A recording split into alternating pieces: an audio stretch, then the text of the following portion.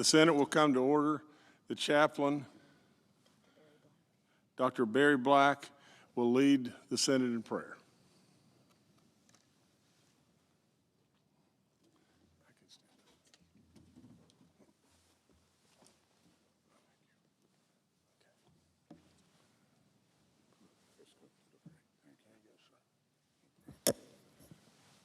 Let us pray. Eternal God, thank you for your sanctifying truth. Use our lawmakers to live your truth for the glory of your name. May your truth enable us to strive to have a strong faith, a pure love, and a focused obedience. Lord, empower us to submit to you with our bodies, minds, and spirits. Make us all vessels of honor, prepared for every good work. And Lord, as the Jewish New Year, Rosh Hashanah, approaches, may all people of faith taste the fruit of your mercy and grace. Lead us to reflection, repentance, and renewal. We pray in your strong name. Amen.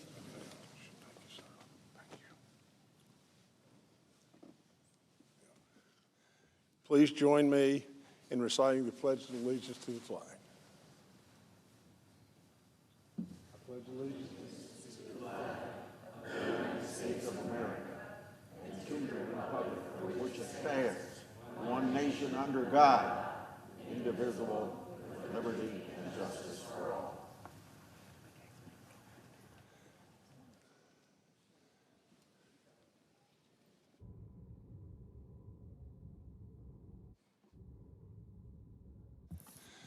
The clerk will read a communication to the Senate.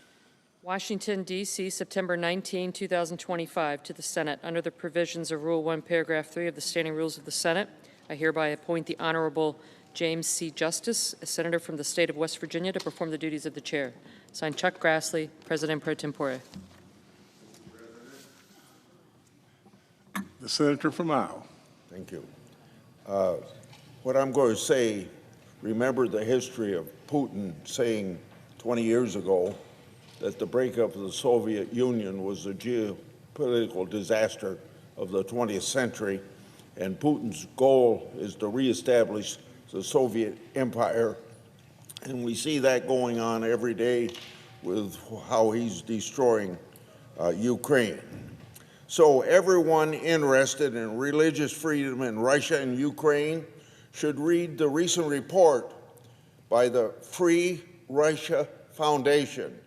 The Free Russia Foundation is an organization of Russians who want, quote, a free, democratic, peaceful, and prosperous Russia reintegrated into the international community as a constructive and positive actor, end of quote. This organization's recent report, entitled The Russian Orthodox Church and the War, demonstrates how this church body supports the ongoing invasion of Ukraine through propaganda, ritual for the invaders, diplomatic manipulation, and espionage. Now, doesn't that seem very odd for a church, any church, to have that as goals? The Russian Orthodox Church is also actively engaged in suppressing and persecuting other Christian denominations, including Orthodox believers who do not answer to Russia. It seems shocking to me to see Russians talk about the main Christian denomination in Russia in this way.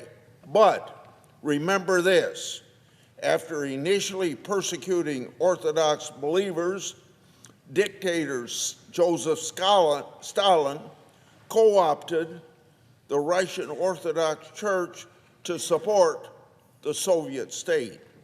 At that time, Russian Orthodox faithful outside of Russia broke all ties with the Soviet-installed patriarch. Today's Russian Orthodox Church is dominated by leaders who came of age under the KGB-controlled church structure. Now understand this, the current patriarch of Moscow was a KGB agent, so it's no wonder that he is close to Putin. The Free Russia Report documents the Moscow Patriarch's blessing of the brutal Russian invasion of Ukraine. It quotes the Patriarch's September 2022 sermon, quote, "Anyone who dies in the performance of military duty sacrifices himself for the sake of others. Quote, therefore, we believe that such a sacrifice washes away all sins previously committed," end of quote. Now, as a Christian, and I hope for any Christian, I find that shocking. So does the ecumenical patriarch of Constantinople, the first among equals in the Orthodox tradition.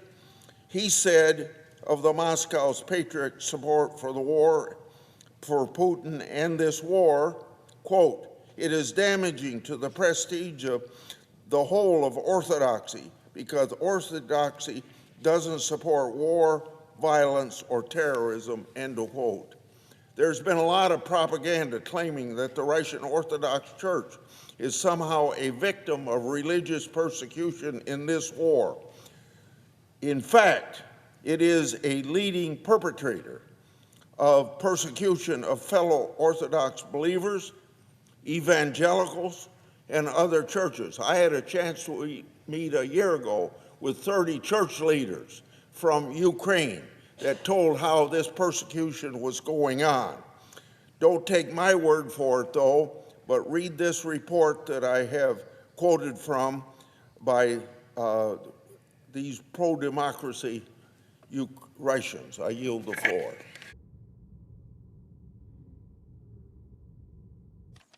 Read this.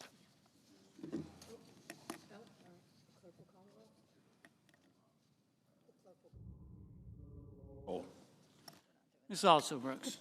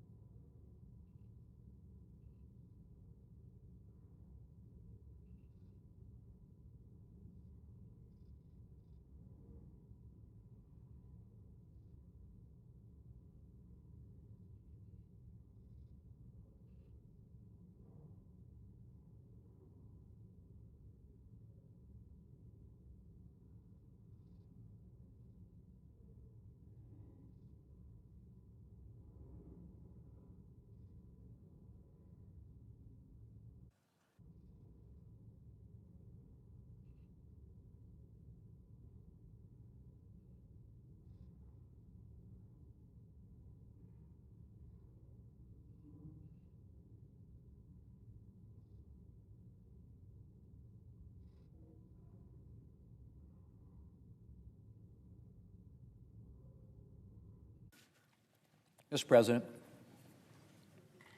The Majority Leader.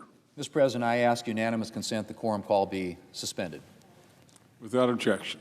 Mr. President, the House has just passed a short-term, clean, nonpartisan continuing resolution to fund the government for a few additional weeks while we continue bipartisan work on appropriations bills.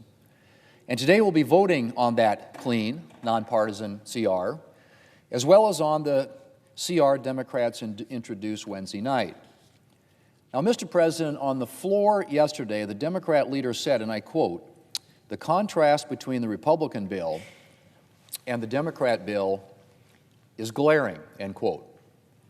Well, he's got that right. The contrast between the Republican bill and the Democrat bill is glaring. The Republican bill is a clean, nonpartisan, short-term continuing resolution to fund the government to give us time to do the full appropriations process. And the Democrat bill is the exact opposite. It's what you might call not a clean CR, a dirty CR, laden down with partisan policies and appeals to the Democrats' leftist base.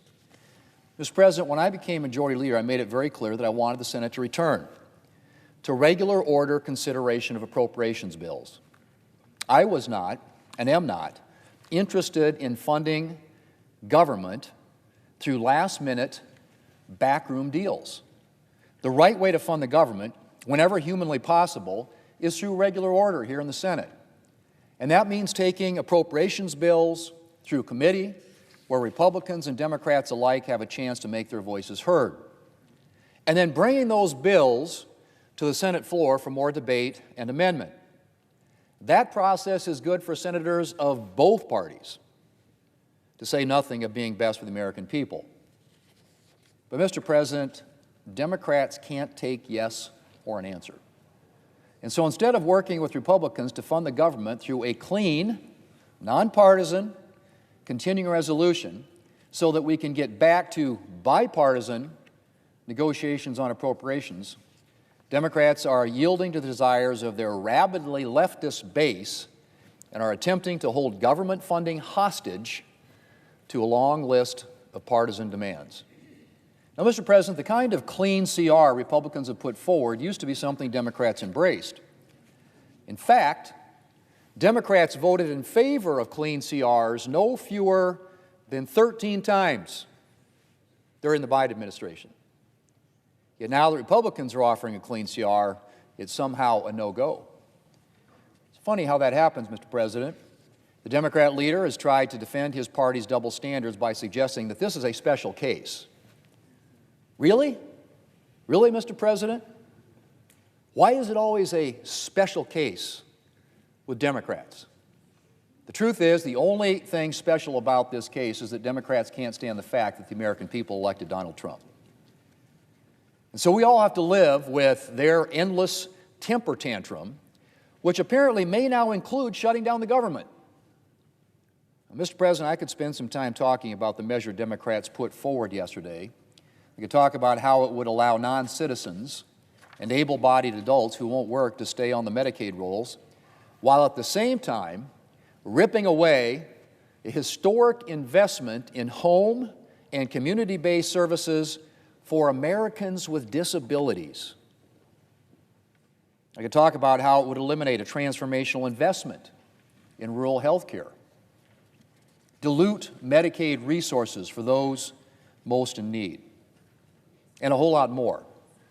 But suffice it to say that it is a fundamentally unserious proposal designed to appease Democrats' liberal base. And it has zero chance, Mr. President, of making it through Congress. And they know that. Mr. President, I can't stop Democrats from opposing our nonpartisan continuing resolution. If they want to shut down the government, they have the power to do so. But if they think they're going to gain political points from shutting down the government over a clean, nonpartisan CR, something they voted for 13 times under the Biden administration, I would strongly urge them to think again. Mr. President, the ball's in the Democrats' court They can vote with Republicans on a clean, nonpartisan CR to fund the government and allow the Senate to complete additional appropriations work, or they can vote for their own partisan CR and move the country one step closer to a shutdown. For the sake of the American people, I hope they'll choose to vote with us. Mr. President, I yield the floor. Quorum. The clerk will call the roll. Ms. Also Brooks.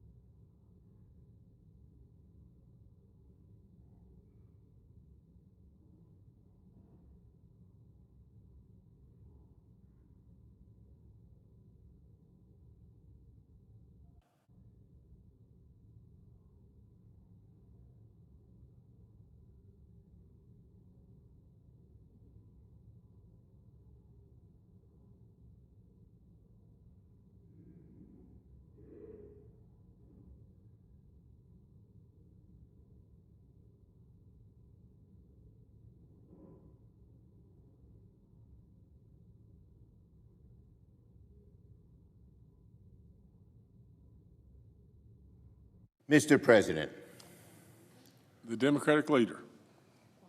ask unanimous consent the quorum be dispensed with. Without objection. Mr. President, today, all America can see the glaring contrast between Republican and Democratic priorities as shown by the bills each party introduced late yesterday. Senators will have to choose to stand with Donald Trump and keep the same lousy status quo and cause the Trump health care shutdown, or stand with the American people, protect their health care, and keep the government functioning. Today, we have a rare moment in the Senate where two bills come to the floor that truly crystallize the contrast between the two parties. On the Republican side, Americans will see more of the same high costs, especially on health care, more of the same failures of the last 9 months, or instead, Republicans can vote to undo the destruction Donald Trump has inflicted on American health care and instead work on a bipartisan bill, the only bipartisan bill that can win, to keep the government open. That's what Democrats offer the American people. The choice is clear. Now, our Republican colleagues seem to think Americans are happy with the direction of this country. They're voting like they think the status quo is good enough, even though they've heard from so many of their constituents the fear of hospitals closing, of health care being diminished, of premiums going way up, hundreds of dollars each month. They've heard that from their constituents, but they stick with Donald Trump, who doesn't give a hoot about them. Republicans are voting like the status quo is good enough. They're wrong. Americans are tired of the status quo. They're tired of Donald Trump's chaos and inflationary policies. And by not even negotiating, by trying to make this partisan, Donald Trump and Republicans are shutting the government down. People are paying more for groceries, more for their electric bills, more for rent. Even a cup of coffee every morning has gotten more expensive under Trump. And health care in America has been plunged into crisis. 15 million Americans will lose their health care.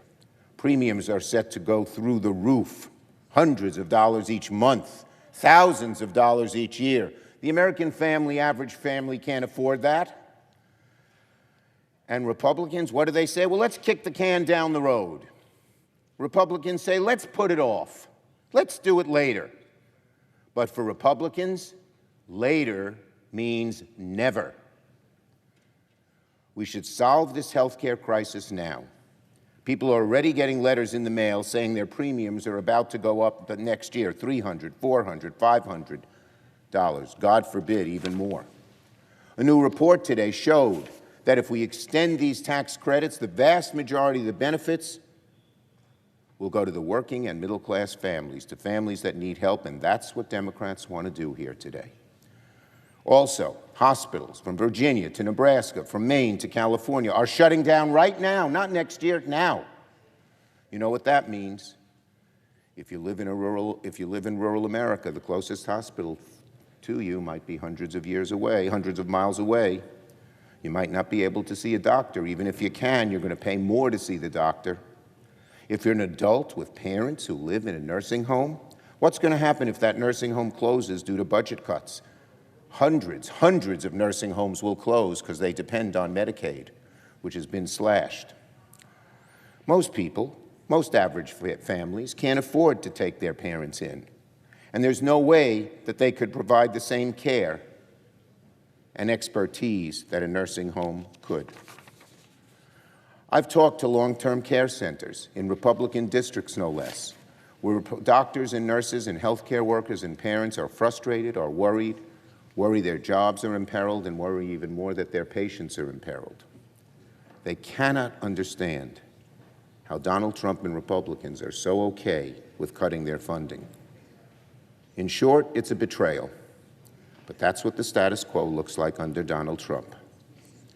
And also, let me speak to my own colleagues here in the Senate, who care about this institution and who in normal times would love to work together with the other side to make good things happen for the country. Donald Trump and his little minion, Russell Vogt, have made a total mockery of the congressional appropriations process. He has trampled over Congress's power of the purse. He has illegally frozen, canceled, and redirected, unilaterally misappropriated hundreds of billions in funding. Why the heck should the Senate vote on a budget if Russell Vogt single-handedly, with Donald Trump's support, undo it all? And that includes NIH research, it includes public broadcasting, and so much else. It's all illegal. It cannot be tolerated. Why pass a budget if Russell Vogt can unilaterally rescind it? Every senator should not stand for it, including our Republican colleagues. Democrats will certainly not stand for it. Will Republicans? Republicans cannot expect that another take-it-or-leave-it extension of government funding that fails to address health care costs is going to cut it for the American people. What we should do instead is move forward with our Democratic proposal to work to keep the government open, to lower people's premiums, protect people's health care. And finally, both sides should at least talk. Donald Trump does not want to talk. He has said to Republicans, don't even bother to deal with Democrats. That is Donald Trump saying he wants a shutdown. You have to have two parties to pass a bill. If you say don't deal with Democrats, you're saying you want a shutdown. That's what Trump has said. He either doesn't know the Senate procedure, where you need 60 votes, that's obvious, or he doesn't know math, because he only has 53. Donald Trump is saying he wants a shutdown. And Leader Thune and colleagues and created bipartisan proposals. We sat down and talked, which was normally what happened, except our Republican colleagues, Leader Thune, Speaker Johnson, are too afraid to buck Donald Trump. Well, the American people won't stand for Donald Trump's status quo. They don't like the Republican partisanship. They expect both sides to come together and address the real needs they face, from health care to the cost of living. This is what Democrats offer the American people with our bill today. Will Senate Republicans heed their call? And I must speak for another moment about the FCC. We are in a moment of peril, dire peril in America, because yesterday Donald Trump said he intends to put a dagger through the heart of what America is about, when he said that he doesn't believe in free speech, that maybe the licenses and ability to speak of people and broadcast companies that disagree with him should be taken away. When Donald Trump says the FCC should consider revoking licenses of networks with shows and hosts who are against me and who give me only bad publicity, he is talking about a dictatorship. That's what dictatorships do. They shut down anyone who has any disagreement with them. But that's what he's threatening to do today through Brendan Carr. He said, I would think maybe their licenses should be taken away. It'll be up to Brendan Carr. That is censorship. It is disgusting. It is a violation of the First Amendment. What Trump is doing comes right out of Xi and Putin's playbook. He's launching in broad daylight a naked attack on perhaps the most basic freedom in America, free speech. For hundreds of years, America's been proud to be a land of free speech.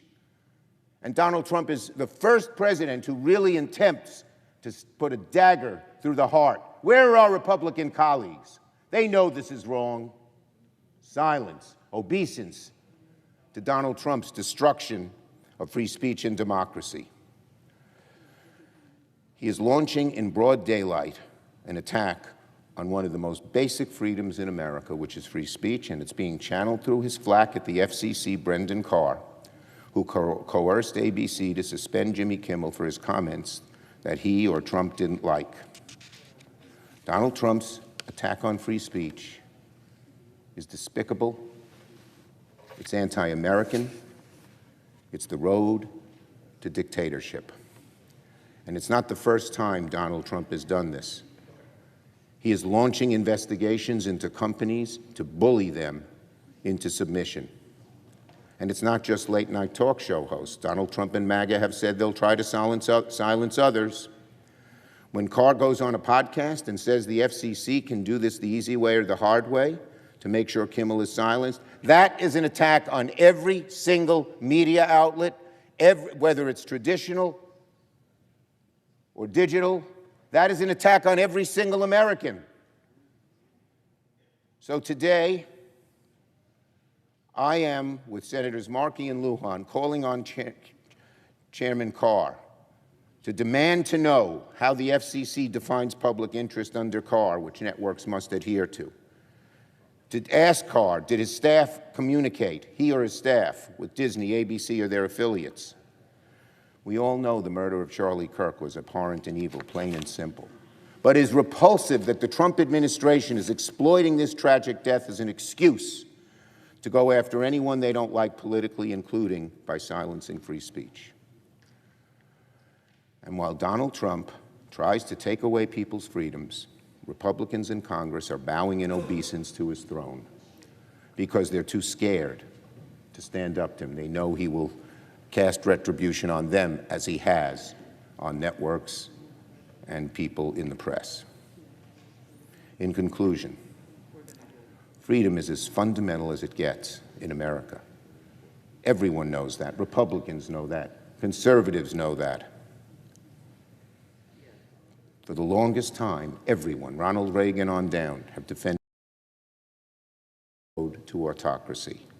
Mr. Carr is one of the greatest threats to free speech in American history. He must resign immediately, and if not, Trump should fire him. I yield the floor.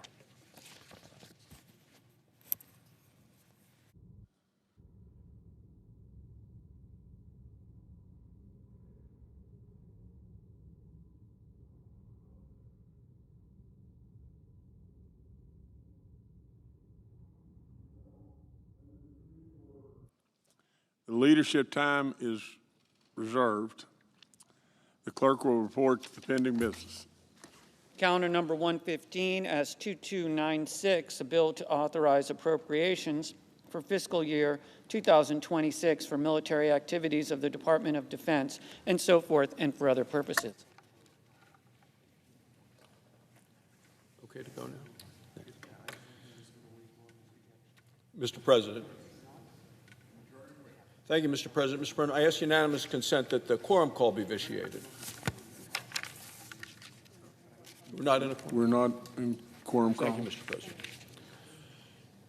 Mr. President, 2 years ago, when the government was on the brink of a shutdown, the then majority leader, now minority leader, Senator Schumer of New York, wrote a letter to his colleagues. I have it here.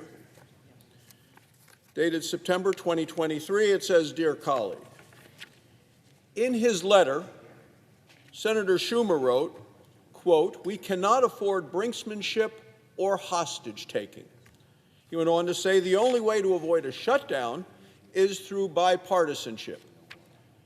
Well, Mr. President, I'm happy to announce that just in the last hour, the House of Representatives passed, in a bipartisan vote, a continuing resolution to keep the government funded. That's not what we're seeing today, though, from the minority leader. Senator Schumer has written this time not a dear colleague letter, but the biggest ransom note in American history. Would my colleague yield for a question? Regular order, no. $1 trillion, $1 trillion in ransom. Order. $1 trillion in ransom for 4 weeks of keeping the government open. It is filled with partisan political poison pills that will never become law. What we are seeing today from the minority leader is exactly what he once condemned. He is holding the American people hostage. What he's promoting today is not a spending bill, it's a shakedown. The Schumer shakedown, the Schumer strategy to lead to a Schumer shutdown. Let me break down this ransom note line by line, because the American people deserve to know what the Democrats are demanding. Their $1 trillion demands include $500 billion to continue the COVID era spending spree. We were originally told that the COVID bonus subsidies would be temporary. Democrats now want to turn them into a permanent government giveaway. This is in spite of the fact that the COVID crisis has ended years ago. The Nobel-winning economist Milton Friedman was right. He said nothing is more permanent than a temporary government program. Additionally, Democrats want to weaken Medicaid for those who need it the most. Republicans' comprehensive economic plan strengthens Medicaid. We reduce waste, fraud, abuse, and corruption. Democrats want to kill those reforms. They want to repeal the entire health care section of the law. Democrats would rather shut down the government than stop states from paying for free health care for illegal immigrants. Democrats want to continue to give Medicaid to able-bodied working-age adults who refuse to work. Democrats are holding America hostage for people who broke our laws and for people who refuse to get jobs. Now let's talk about money that the Democrats want to send overseas. This bill spends billions of dollars on radical climate projects. Zimbabwe, $13 million for, quote, civic engagement. Honduras, $25 million for, quote, climate resilience. West Africa, $40 million for, quote, low emissions development. Let that sink in. Republicans want to keep the government open, pay our troops here at home. Democrats would rather fund climate projects overseas and are willing to shut down the government if we're not willing to do that. Democrats are willfully wasting billions of hardworking American tax dollars on their liberal fantasies. Republicans are proposing 7 weeks of clean funding. It's what's passed the House in a bipartisan way just an hour ago, and Democrats instead are demanding 7 figures for foreign slush funds. Mr. President, let me point out that Democrats do make some spending cuts. Regrettably, those cuts target our nation's most vulnerable hospitals in rural communities. Democrats want to eliminate the $50 billion Rural Hospital Stabilization Fund. It's something we just passed earlier this year, passed it this summer. It's something that I hear about from our hospitals at home and how grateful they are. And I'm a doctor. I practiced medicine in my home state of Wyoming for more than 20 years. I was president of the Wyoming Medical Society.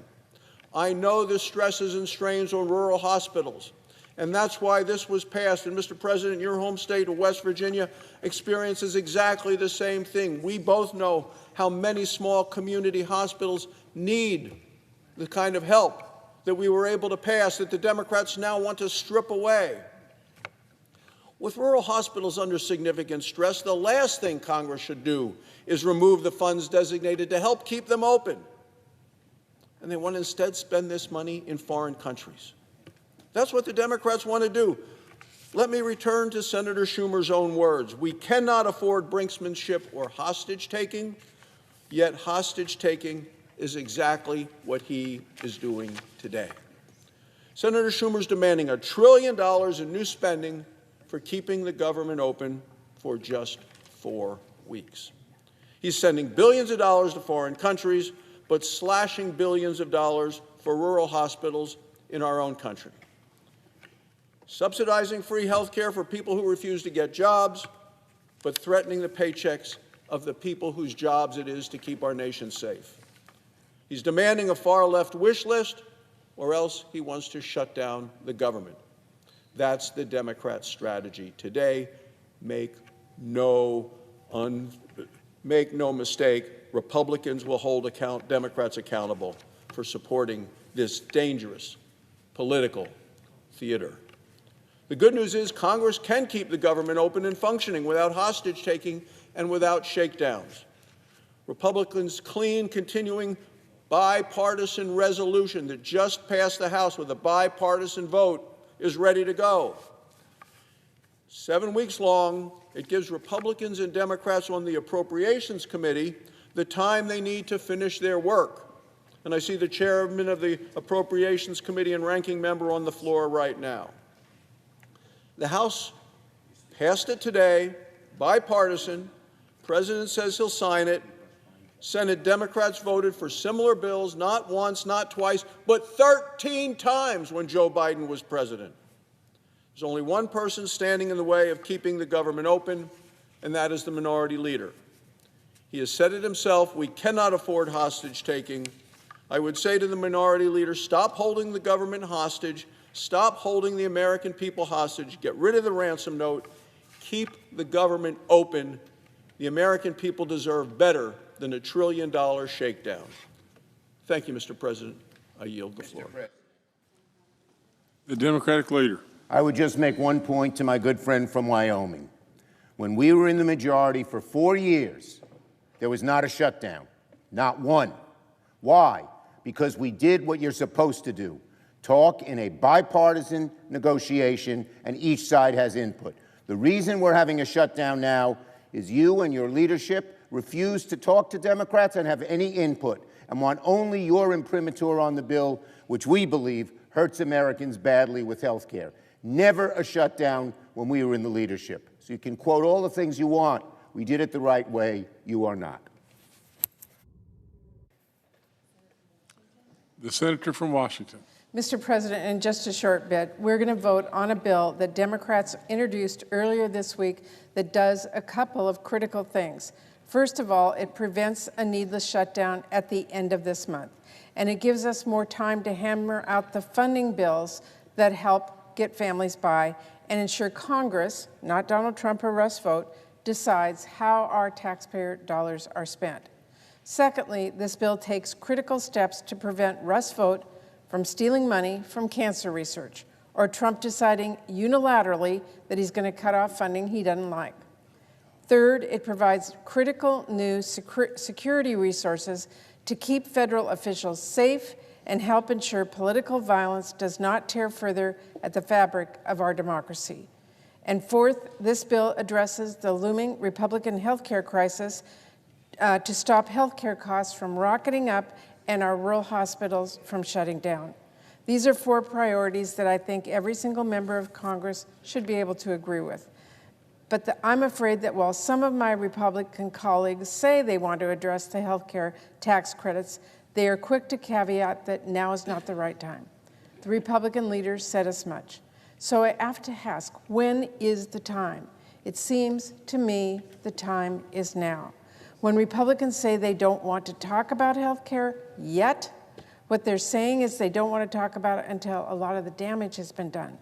Because premium hikes are already being announced and people will receive letters in the mail with their new rates next month. So the time to act really is now. The clock is ticking. But Republicans don't want to even have a conversation about that yet. Well, Democrats are forcing a conversation. Our bill would not only avoid a government shutdown and give us time to continue working on our funding bills, it would address the imminent health care crisis, preventing premiums from skyrocketing by extending health care tax credits before those higher premiums kick in and are locked in, and reversing Republicans' massive Medicaid cuts that will kick millions off their insurance and shutter hospitals. This vote will show America who seriously wants to help our families afford health care and keep those hospitals open, and who is content to let those costs skyrocket and hospitals to close.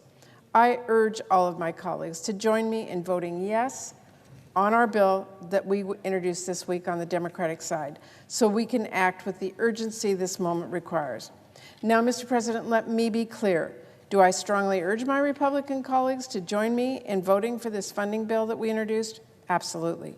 But if they choose not to, the Senate will move to consideration of the partisan House-passed CR. I want to be crystal clear here. There was and still is, in fact, a path to preventing a shutdown. And it starts with the Republican leadership finally sitting down with our Democratic leadership something they have refused for literally weeks to do. You want Democratic votes on a funding bill? A good place to start is by actually trying to win those votes. But instead of so much as talking to Democrats about how to stop millions of Americans from losing their health care or seeing their premiums double or worse, the Republican leadership has decided to follow Trump's orders, blow off Democrats, and risk a Republican shutdown. I have had productive conversations with my fellow appropriators, but those conversations only mean so much when the Republican leadership chooses to pull the rug out from under us. 4 corner negotiations were positive, but leadership has to be involved to wrap those negotiations and at least discuss health care. And if Republican leadership refuses to even speak with our Democratic leadership, where does that leave us? Instead of meeting us at the table to hammer out a bipartisan short-term CR, advance the critical work on those bills, and kick off serious talks on health care, House Republicans went off alone. They released a bill that utterly fails to address priorities that are top of mind for so many families. Mr. President, that is a choice Republicans have made, and it's downright callous. After all, if Republicans insist on inaction, higher premiums are going to be locked in for people across our country. That is the cost of delay. But Republicans are essentially saying the American people should just accept massive price increases for health care. And they expect Democrats to just simply go along? And even if Republicans decide to wait until the last minute for an extension, 1.5 million Americans will still lose their health care. Republicans are trying to act like just cutting one party out of those talks and then trying to demand their votes is somehow business as usual. No way, no thanks. I'll be voting no on the Republican funding bill because there is a better way here. Why not sit down with our Democratic leadership to talk about how we pass this short-term CR, how we make progress, critical progress, on our full-year funding bills, and how we handle this health care crisis. After all, Republicans are willing to say to the press, they want all of these things. They say it in front of the cameras. Why are they not willing to say it in a room with Leader Schumer and Leader Jeffries? Why aren't they willing to just meet and actually start charting a course on how we move forward on that? I think the main reason is Donald Trump. Again, he told Republicans, don't even bother dealing with Democrats. Seems like Republican leaders are just afraid to cross the aisle and have a simple meeting, a mere conversation, if it risks losing Donald Trump. That's wrong. And Mr. President, it's dangerous because with rare exception, just about every bill we pass here in the Senate takes 60 votes. So to get things done for our families back home, Republicans need to work with Democrats. And if Republican leadership cannot find the courage to do that on what should be low-hanging fruit here, if they can't sit down with our Democratic leadership to talk about a short-term CR, what does that mean for the work we've been doing for our full-year spending bills? What does it mean for extending those health care tax credits? And what does it mean for any of the other challenging issues we would all like to work together on to address? It is deeply disappointing to me that the Republican leaders have chosen to go down the partisan route we're here on today. But, Mr. President, there is still time to do the right thing. They should come to the table. So I am a no on the Republican CR, but my colleagues should know I am committed to this process. After all, there is so much at stake in all of our annual funding bills. It matters tremendously that we fully fund WIC to make sure moms and babies don't go hungry. It is hugely important that we fund the VA to make sure our veterans are getting the quality of care we promise them when they come home. Families in my state and across the country are counting on us here in Congress to protect funding for childcare and Head Start so our kids can learn and grow. There are students and parents in school districts across America counting on us here in Congress to protect funding for kids with disabilities, for schools in some of our poorest communities. There are patients everywhere in the country who are desperately counting on us to do our job to federally fund cancer research in hopes of a cure, or for a clinical trial that might give them some more time with their loved ones. Mr. President, I could go on, whether it's funding to replace lead pipes or to treat opioid addiction, the work we do in our Appropriations Committee matters. The outcomes that this Congress dictates over how we spend taxpayer dollars matters. It is hugely consequential for millions of Americans. And I'm so glad that there is strong bipartisan support for so many of those programs, because when we can all agree on something good, that is a win for all of our constituents. So yes, I want us to find a way forward so we can keep working on our full year spending bills that will actually help people. We've already passed 8 of those funding bills out of our committee, 3 on the floor that we're working right now really hard to conference so they can be signed into law.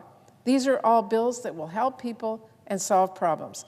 None of us should want to hand the pen over to Russ Vought and give him or Trump or anyone else at the White House more power over our federal spending. That is what another year-long continuing resolution would do. So there's a better path forward. I would ask Republican leadership, simply come to the table. Compromise, Mr. President, is a very basic principle. Every American understands it. And if Republicans don't bother working with Democrats just because Donald Trump told them to, this will be a Republican shutdown. You know, Republicans control all of government, the House, the Senate, the White House. The American people know who will be to blame. I ask that we work to move forward, to choose a different path, work together and avert this shutdown. Thank you, Mr. President. I yield the floor.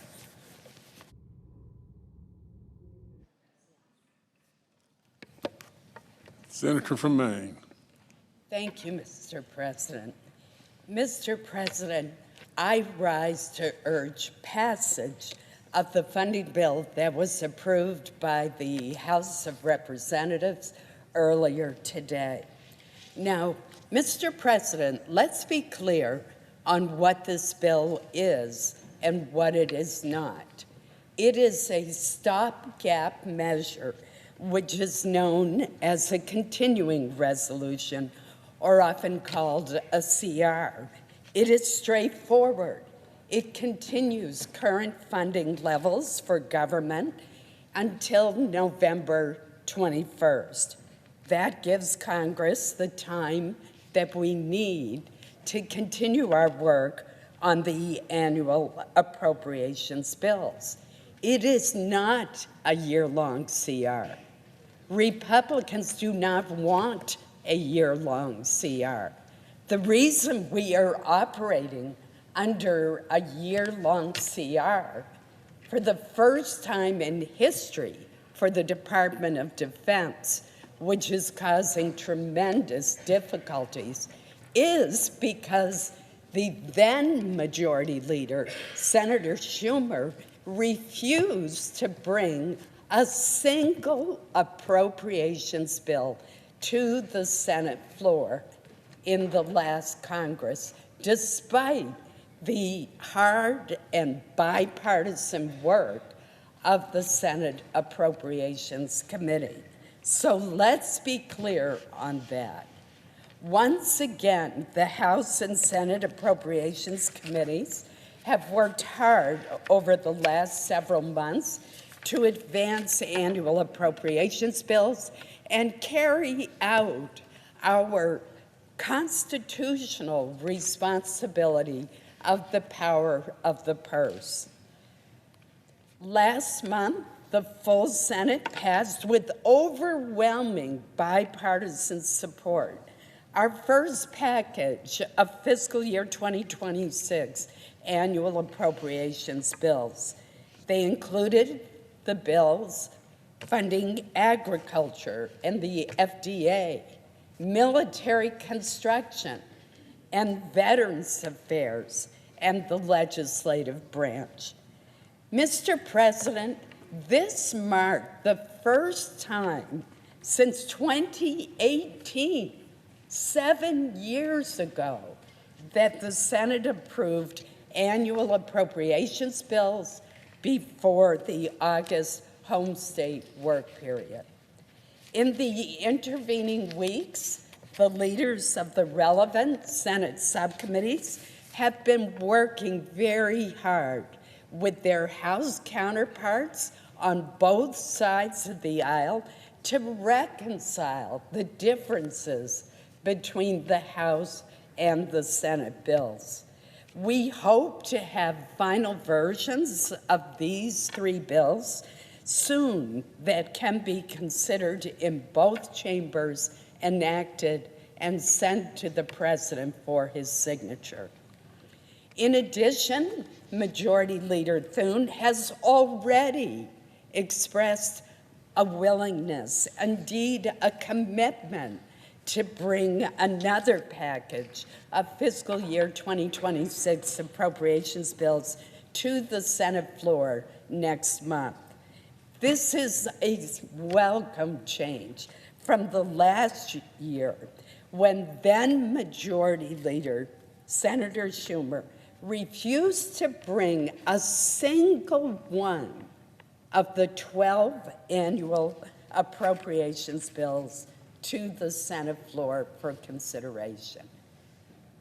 That's the facts, Mr. President. The result of that obstruction was a full year continuing resolution for FY 2025 and a delayed start to our current appropriations process.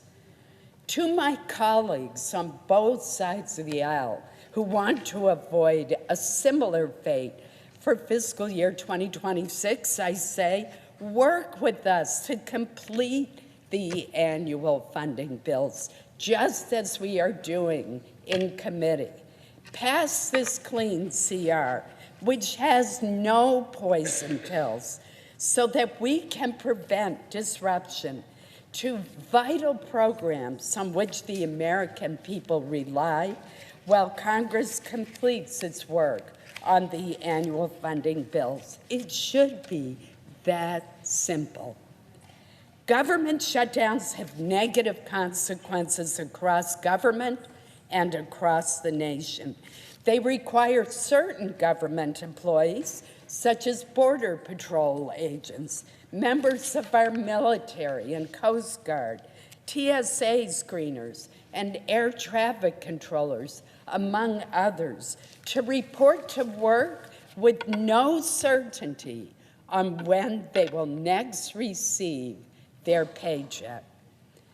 Shutdowns put critical investments in our national defense on hold. Training exercises would be limited, which could hurt our nation's readiness. New programs would be paused, delaying new capabilities from getting to our warfighters. Under a shutdown, federal funding for important national priorities would be halted, including grants to state and local law enforcement and other first responders, new funding and support for the Head Start program and child welfare services, as well as formula grants to states that support older Americans and individuals with disabilities. Most day-to-day operations at our national parks would cease. The first week of October is usually peak foliage in down East Maine, Mr. President. It's a time when visitors flock to Acadia National Park in Maine, the crown jewel of Maine. In previous shutdowns, park personnel were kept to a minimum. Visitor service centers were closed. Restrooms were not maintained. Trails were not cleared. All of this affects the visitor experience and has a ripple effect, harming our local small businesses when tourists decide to cancel their reservations.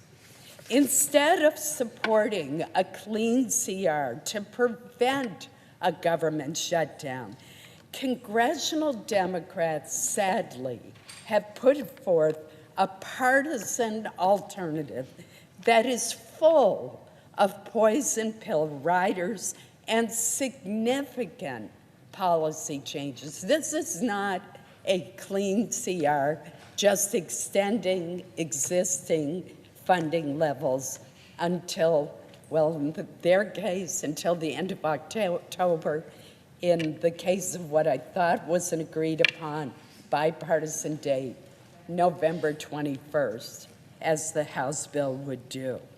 Most appalling, and I want to make sure that all my colleagues on both sides of the aisle realize this, the Democratic version of the continuing resolution would repeal the $50 billion fund that I authored to help our rural hospitals that are on the brink of closure. I'm sure that's a problem in the presiding officer's state as well. In Maine, we've already seen one hospital closure this year, and this fund is vital to other rural hospitals across the state and across the nation that are struggling to stay afloat and provide essential health care to their communities. Now, Mr. President, I support extending the enhanced premium tax credit for health insurance. But unlike appropriations, that issue does not have a September 30th deadline.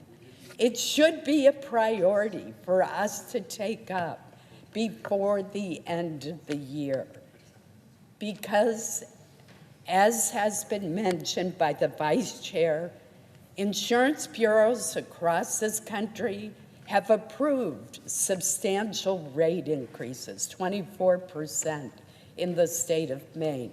So we do need to act. But that is a significant policy change, and the deadline is not September 30th. I urge my colleagues to abandon this brinksmanship that does not serve the American people well, that is unworthy of this Senate, and adopt this straightforward bill sent to us by the House, which the President is willing to sign into law without any further delay, and which will avoid a completely unnecessary and harmful shutdown of government. This would allow us the time to complete the FY 2026 appropriations process and continue our work to find a path forward on the enhanced premium tax credit. Thank you, Mr. President. I yield the floor.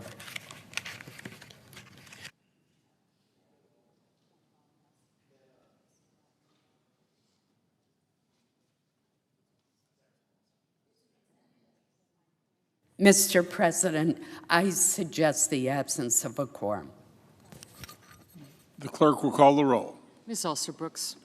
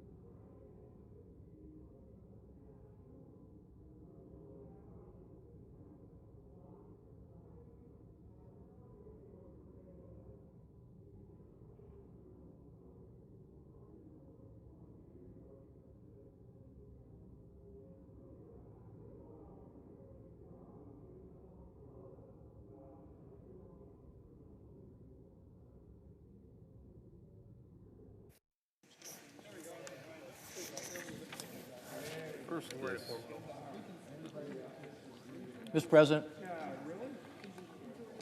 Majority Leader. President, I ask unanimous consent the quorum call be suspended. Without objection, And I ask unanimous consent that if either of the votes on S 2882 and HR 5371 fail of passage, it be in order for the two leaders to enter motions to reconsider without being on the prevailing side. Further, that third readings with respect to the previous order be vitiated and that both bills be considered read a second time and immediately placed on the calendar. is there objection? Without objection, so ordered. Mr. President, I ask that the Senate execute the order of September the 18th with respect to S 2882 and HR 5371. Under the previous order, Senate Bill S2882, I can't see and I can't read, I'm sorry, is considered read a second time. The clerk will report the bill. S 2882, a bill making continuing appropriations for the fiscal year ending September 30, 2026, and for other purposes. Under the previous order, the bill is considered read a third time. Okay. The question occurs on passage of the bill. Is there a sufficient second? There appears to be. The clerk will call the roll. Ms. Alsobrooks, Ms. Baldwin, Mr. Banks, Mr. Barrasso, Mr. Grassley. Thank you. Thank you. Mr. Bennett.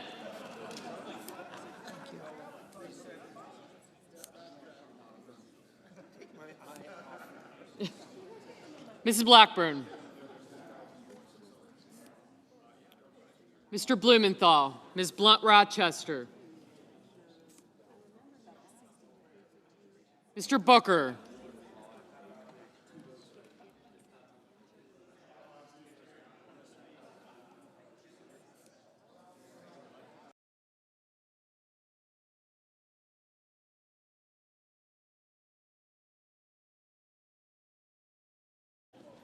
sir.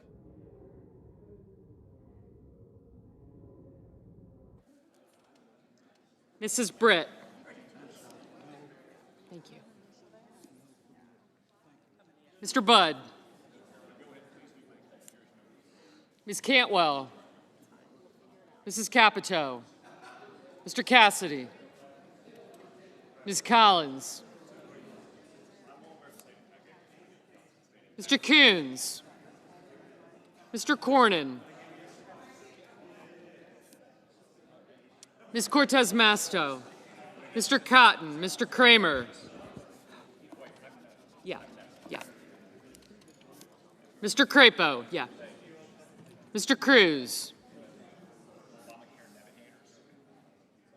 Mr. Curtis. Mr. Daines. Ms. Duckworth. Mr. Durbin.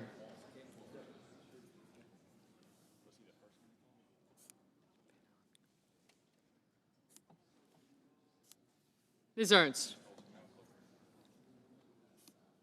Mr. Fetterman. Mrs. Fisher.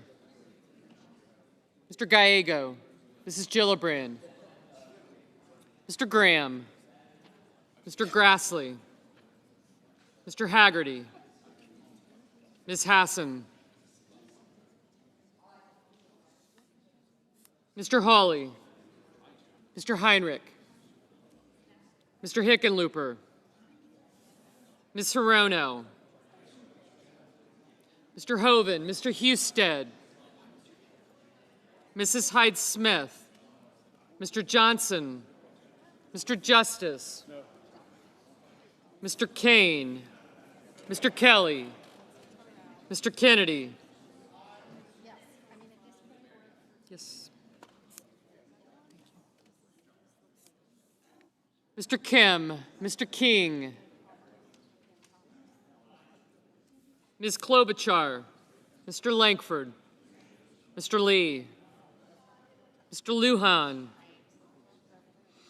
Ms. Lummis, Mr. Markey, Mr. Marshall, Mr. McConnell, Mr. McCormick, Mr. Merkley, Mrs. Moody, Mr. Moran,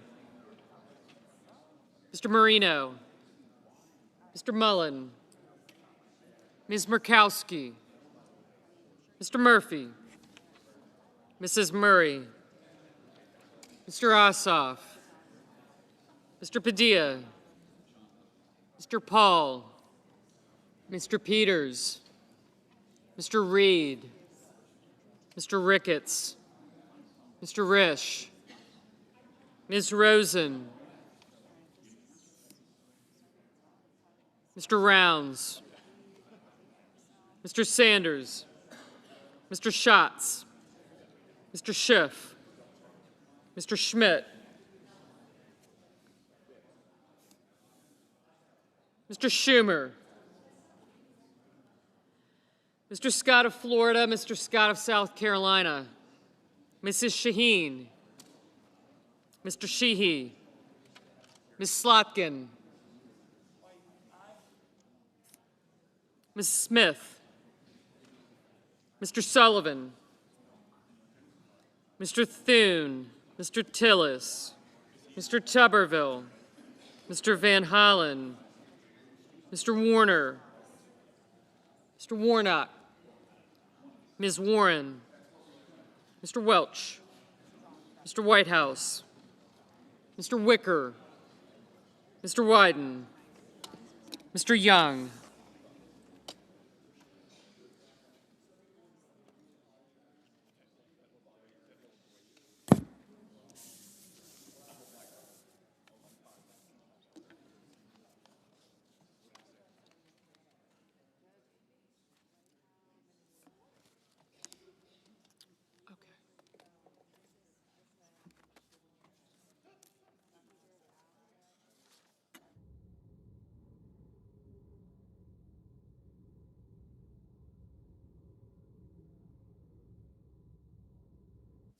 Senators voting in the affirmative: Blumenthal, Durbin, Hassan, Kane, Kim, King, Klobuchar, Murray, Schatz, Van Hollen, and Wyden.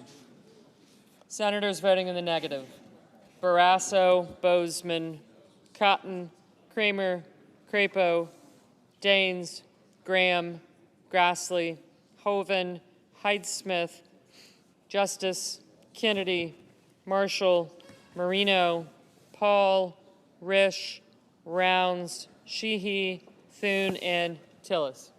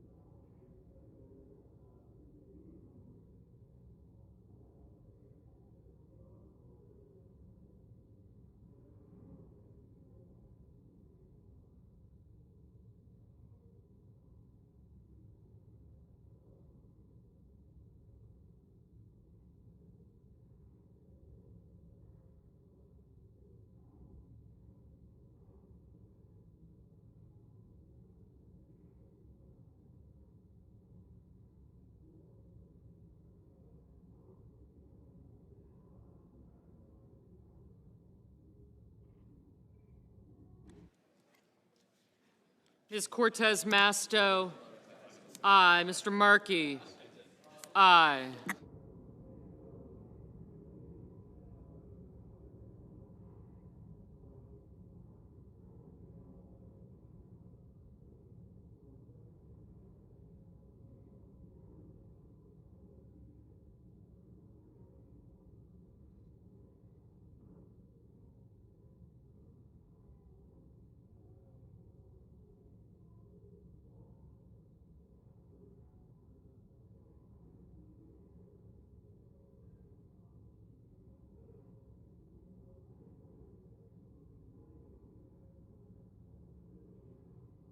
Mr. Cornyn, no.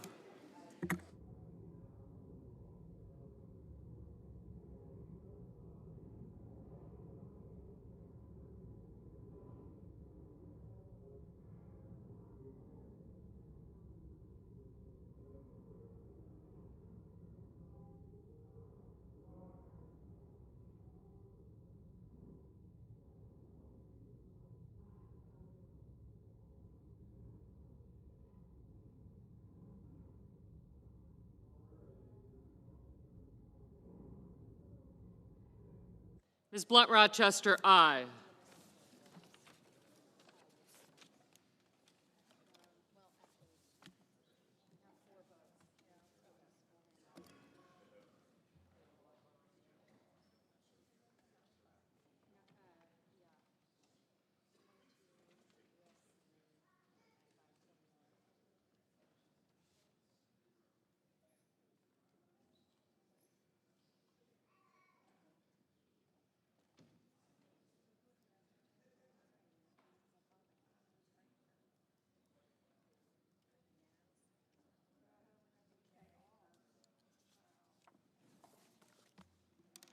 Mr. Heinrich, aye.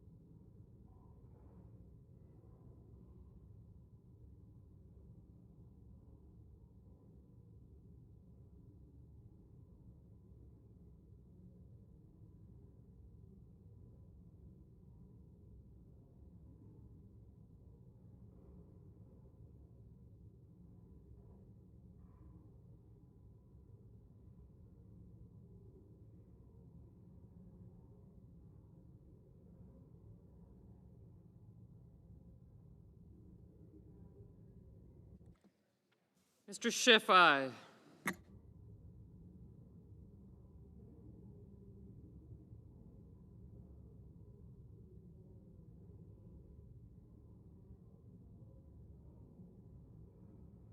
Mrs. Britt, no.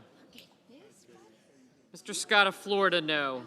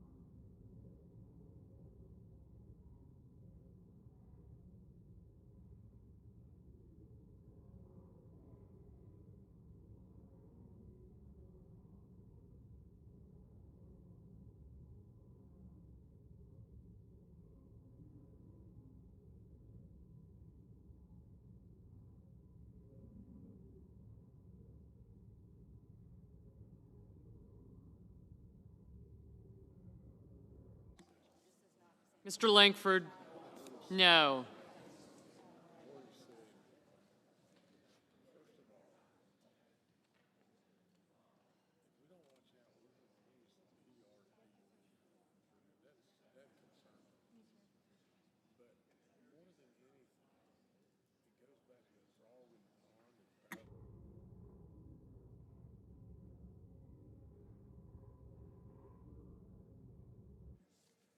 Mr. Welch, aye. Ms. Baldwin? Aye.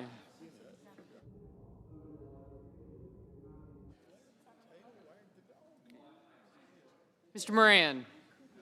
No.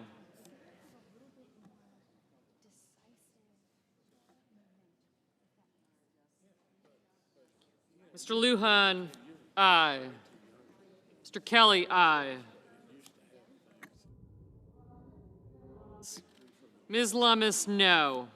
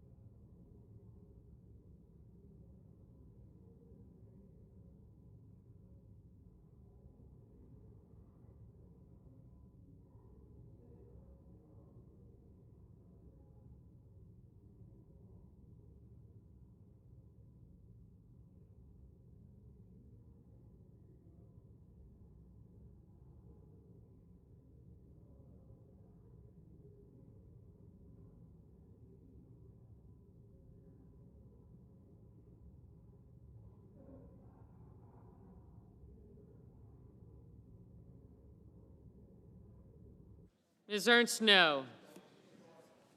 Mr. Ricketts? No. Mr. Curtis? No.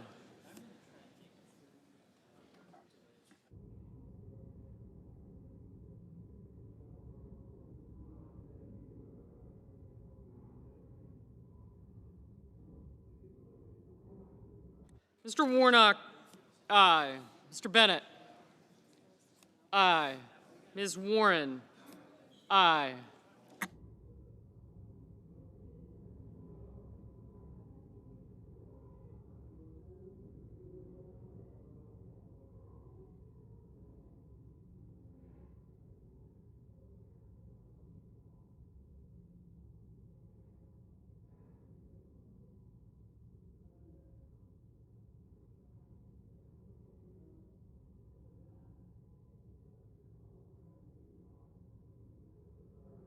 Mr. Murphy? Aye.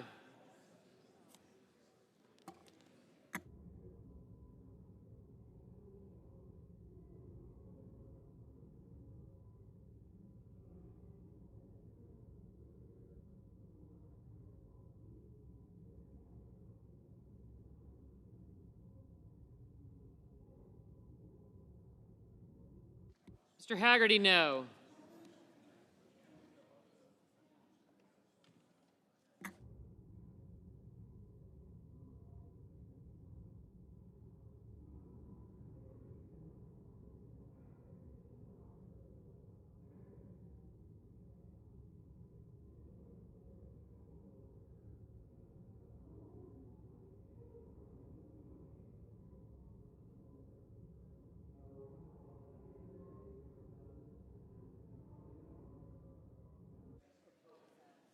Mrs. Capito? Aye. Mrs. Capito? No.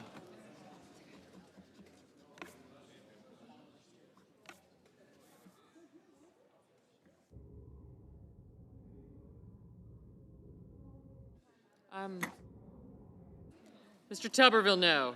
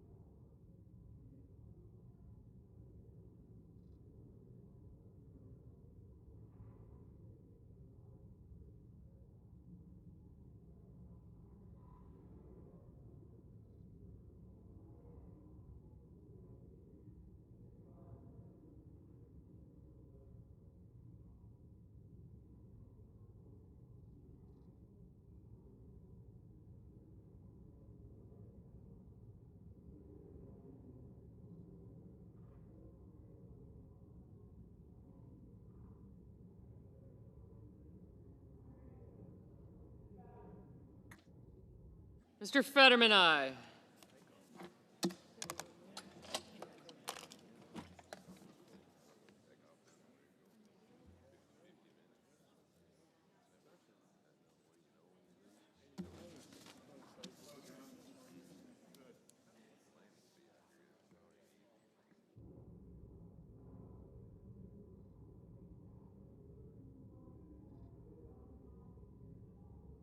Mr. Whitehouse, aye.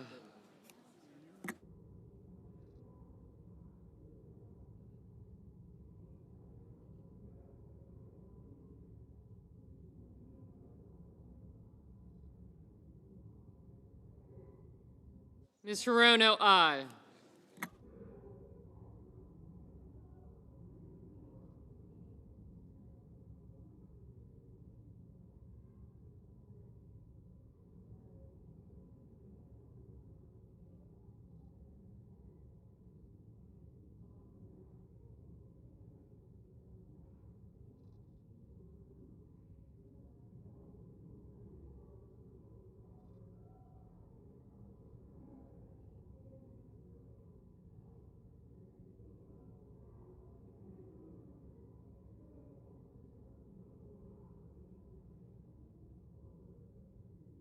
Ms. Collins, no.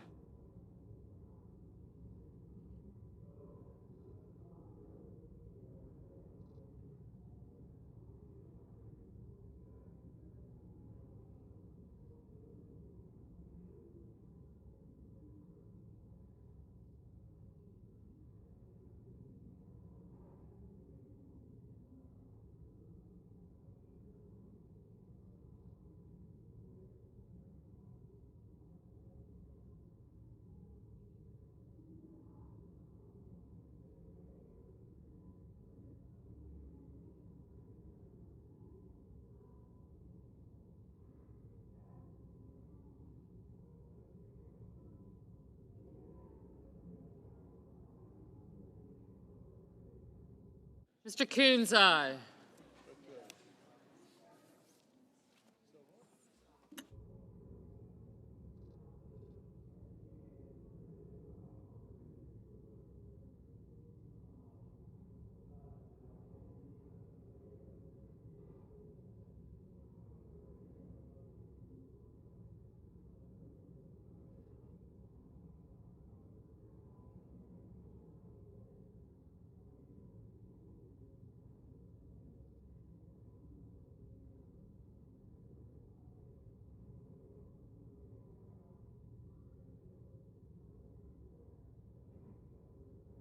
Mr. Padilla, aye.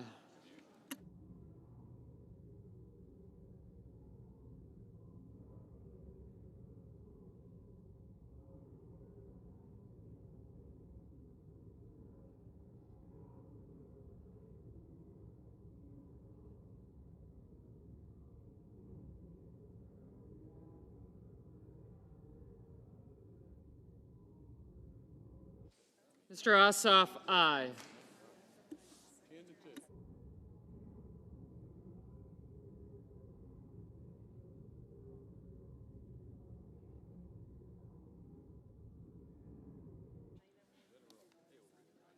Mrs. Fisher, no.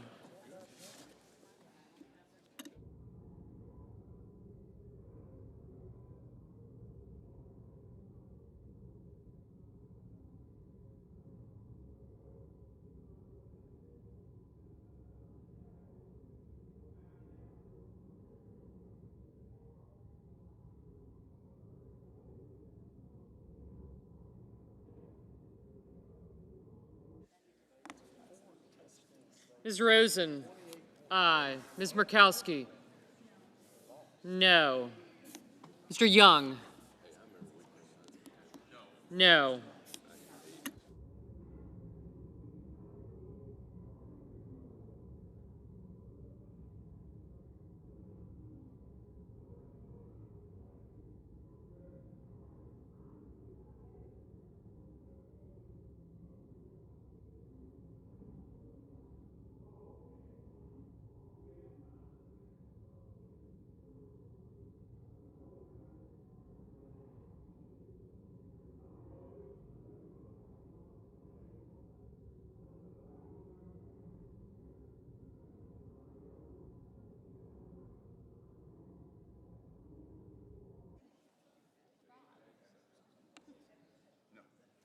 Mr. Schmidt, no.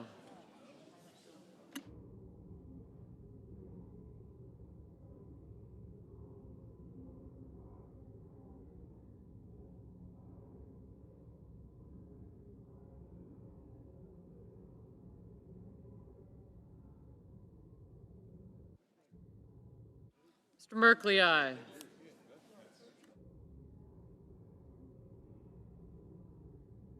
Ms. Cantwell, aye.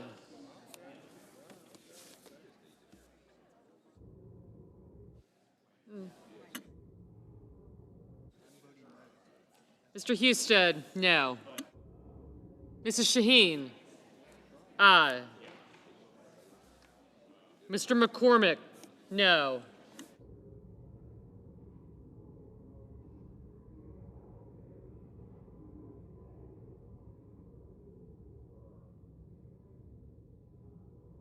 Mr. Schumer, aye. Mr. Wicker, no.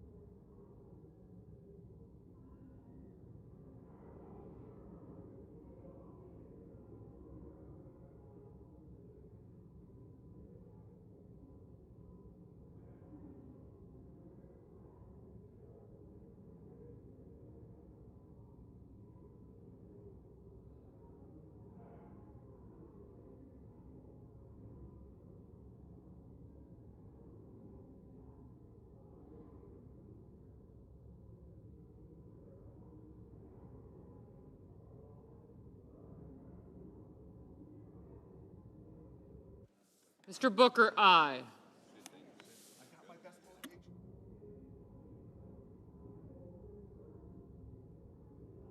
Mrs. Gillibrand, aye.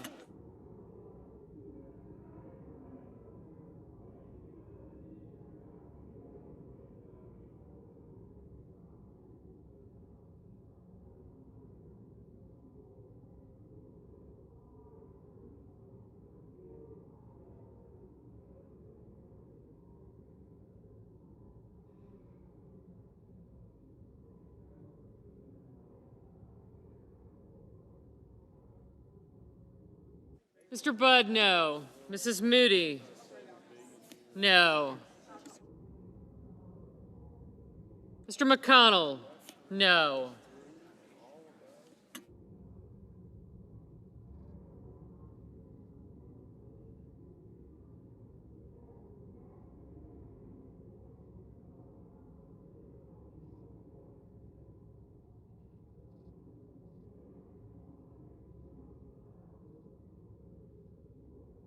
Ms. Duckworth, aye.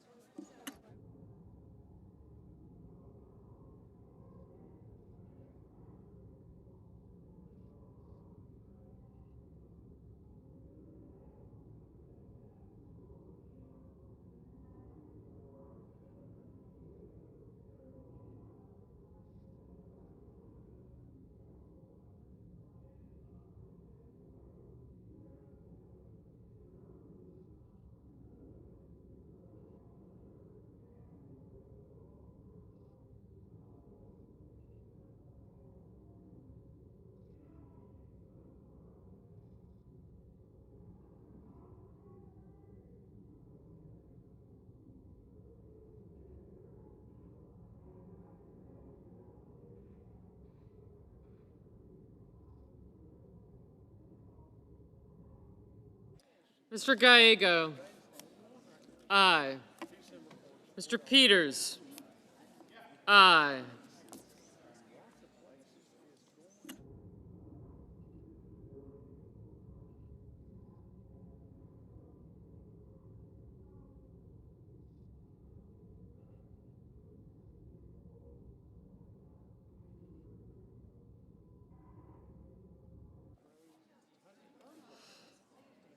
Mr. Reed, aye. Ms. Smith, aye.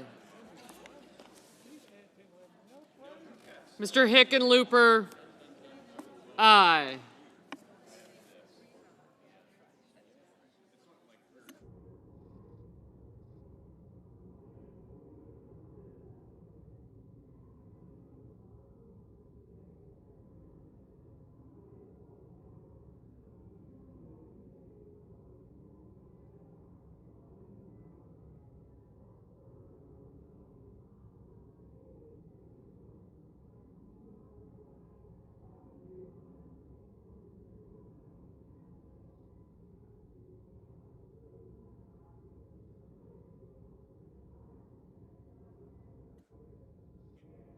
Mr. Sanders, aye. Mr. Warner, aye.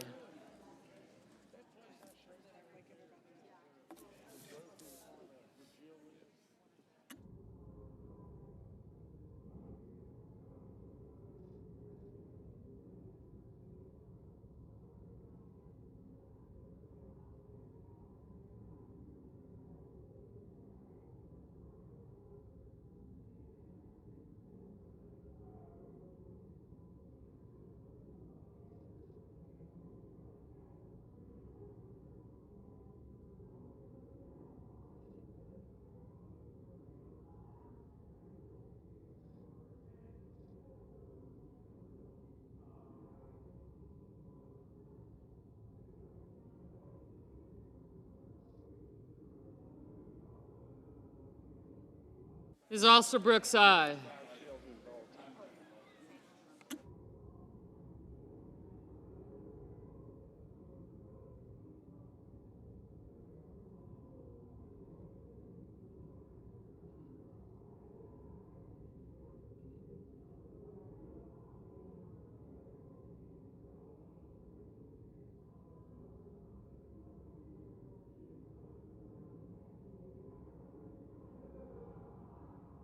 Mr. Hawley, no.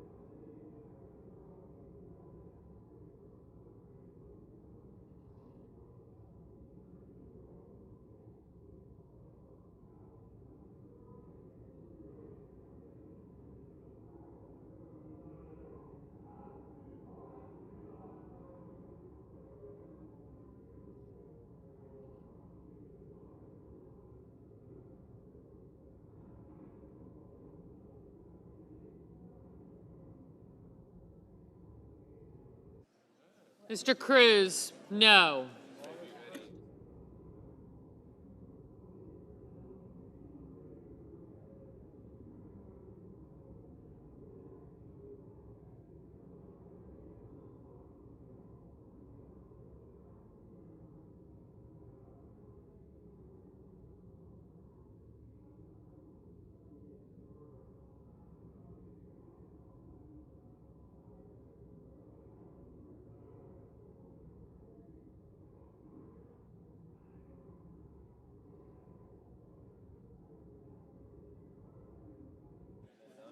Ms. Slotkin, aye.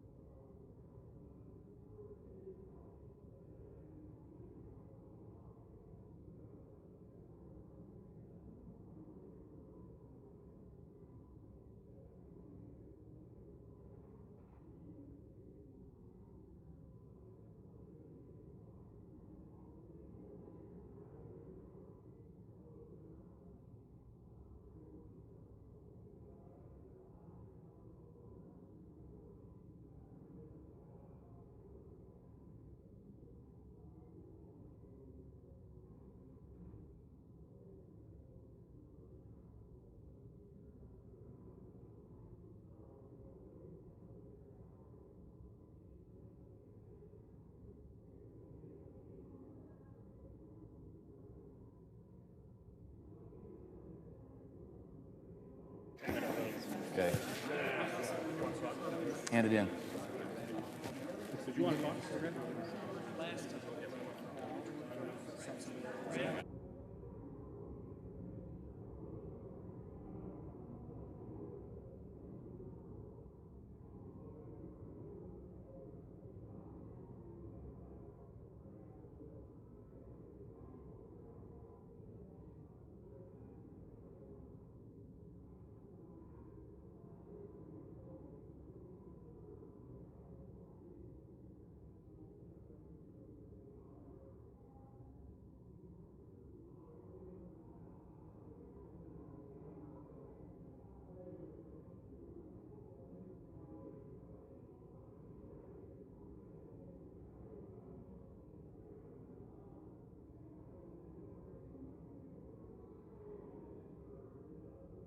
Okay. On this vote, the yeas are 47 and the nays are 45. The 60-vote threshold having not been achieved, the bill is not passed. Majority Leader. Notwithstanding Rule 22, I ask unanimous consent that following the vote on passage of H.R. 5371, the cloture motion filed during yesterday's session of the Senate on Executive Calendar number 410 ripen immediately. Further, I ask that the mandatory quorum call with respect to the Waltz nomination be waived. Finally, if cloture is invoked, all debate time be expired and the Senate vote immediately on confirmation of the nomination. Finally, if confirmed, the motion to reconsider be considered made, laid upon the table, and the President be immediately notified of the Senate's action. And, Mr. President, I ask unanimous consent that these votes be 10-minute votes. Is there objection? Not objection, so ordered. Under the previous order. Is this House rule? H.R. 5371 is considered read the first and second times. The clerk will report the bill. H.R. 5371, an act making continuing appropriations and extensions for fiscal year 2026 and for other purposes.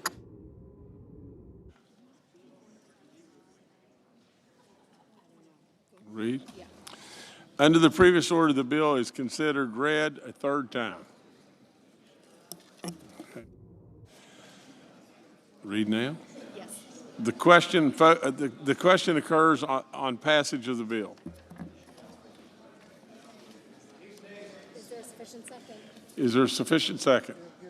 There appears to be. The clerk will call the roll. Ms. Also Brooks, Ms. Baldwin, Mr. Banks, Mr. Barrasso,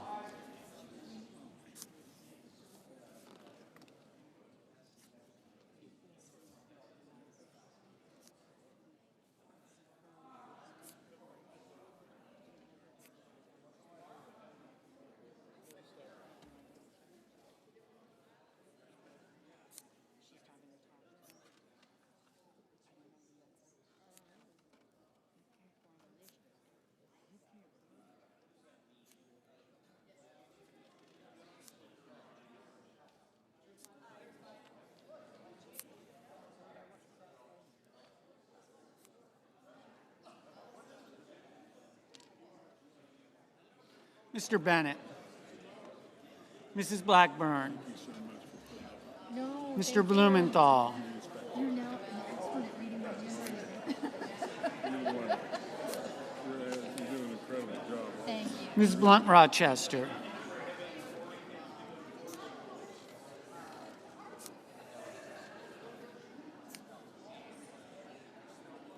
Mr. Booker, Mr. Bozeman,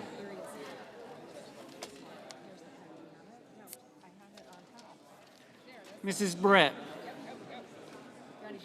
Mr. Budd, Ms. Cantwell,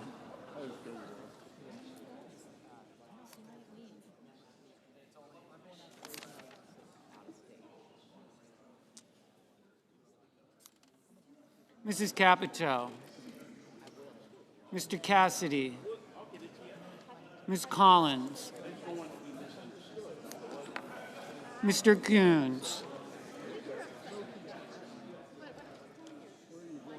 Mr. Cornyn, Ms. Cortez Masto, Mr. Cotton, Mr. Kramer, Mr. Crapo, Mr. Cruz, Mr. Curtis, Mr. Daines, Ms. Duckworth, Mr. Durbin, Ms. Ernst, Mr. Fetterman, Mrs. Fisher, Mr. Gallego, Kathy doing okay?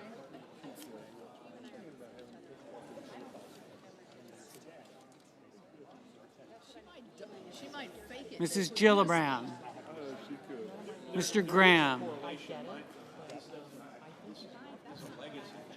Mr. Grassley,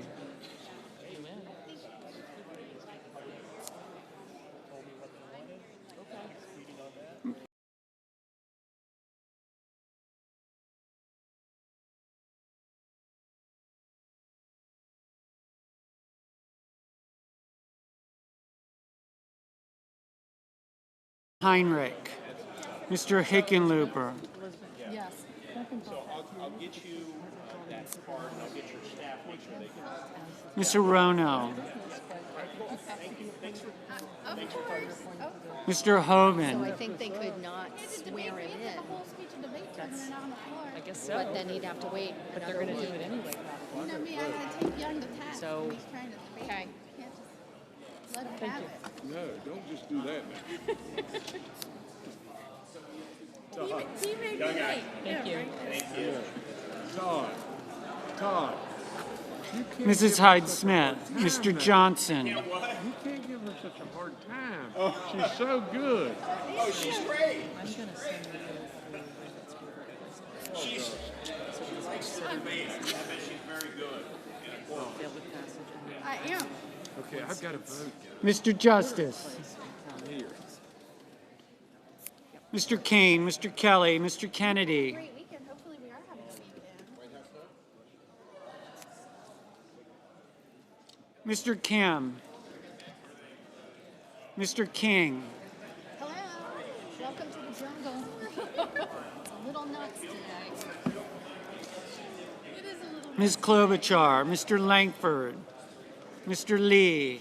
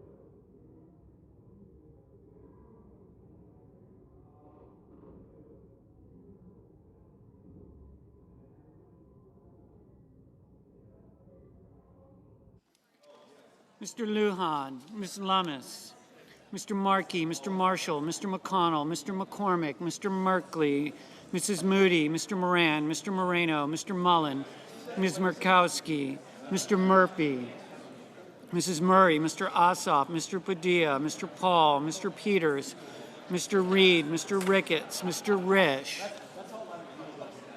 Ms. Rosen, Mr. Rounds, Mr. Sanders, Mr. Schatz, Mr. Schiff, Mr. Schmidt, Mr. Schumer, Mr. Scott of Florida, Mr. Scott of South Carolina, Mrs. Shaheen, Mr. Sheehy, Ms. Slotkin, Ms. Smith,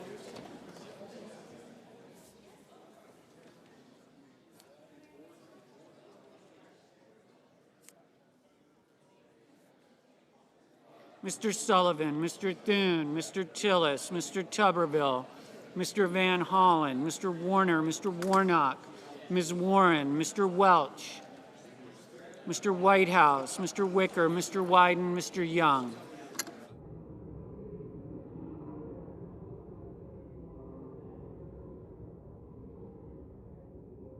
Senators voting in the affirmative: Barrasso, Bozeman, Britt, Budd, Capito, Collins, Cornyn, Cotton, Kramer, Crapo, Curtis, Daines, Ernst, Fetterman, Fisher, Graham, Grassley, Haggerty, Husted, Hyde-Smith, Justice, Kennedy, Marshall, McConnell, McCormick, Moody, Moran, Moreno, Ricketts, Risch, Rounds, Schmidt, Scott of Florida, Sheehy, Thune, Tuberville, Wicker, Young.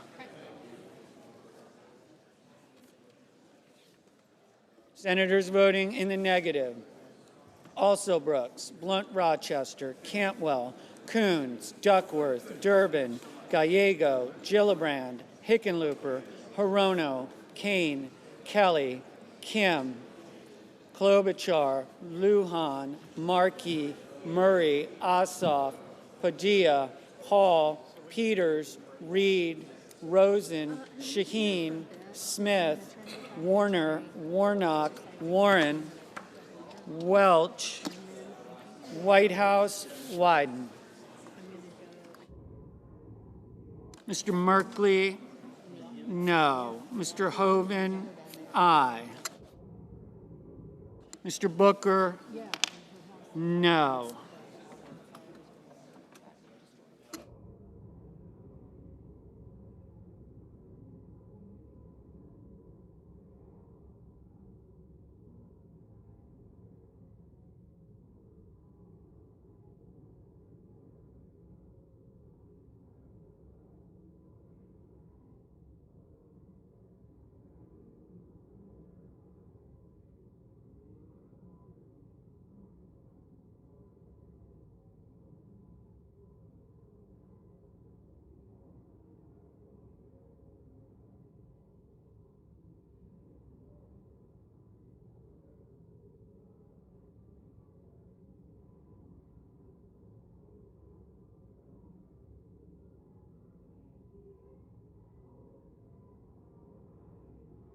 Mr. Cruz, aye.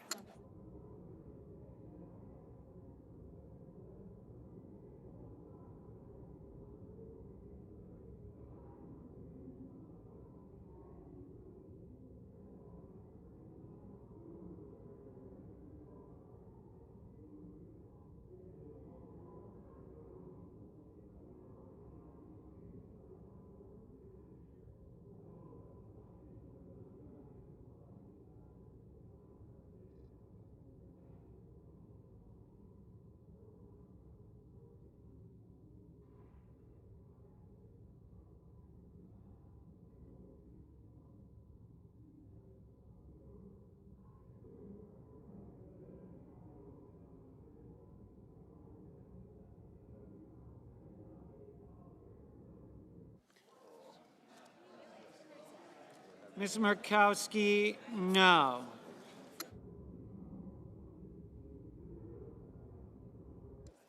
Mr. Schiff, no. Mr. Tillis, aye.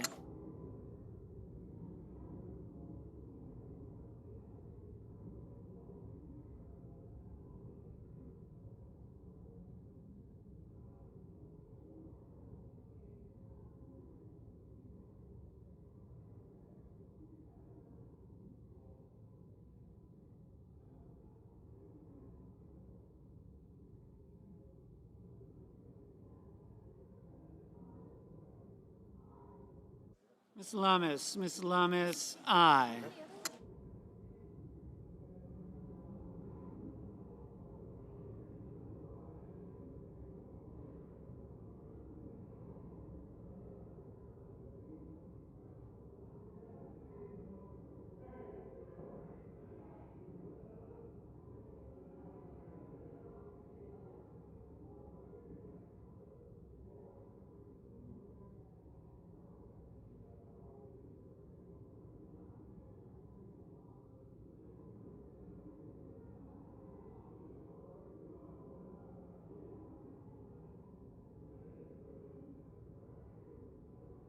Mr.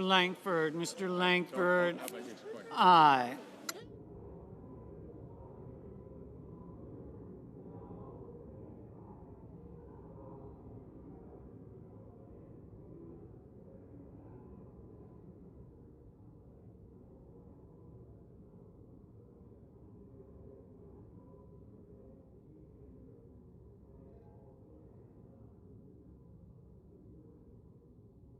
Mr. Hawley,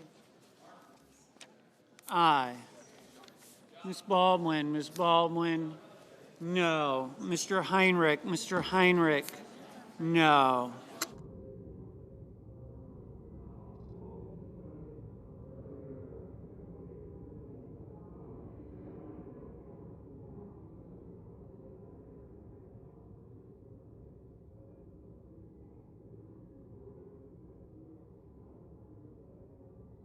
Mr. King, no. Ms. Hassan, no. Mr. Sanders, no. Mr. Murphy, no. Mr. Schatz, no.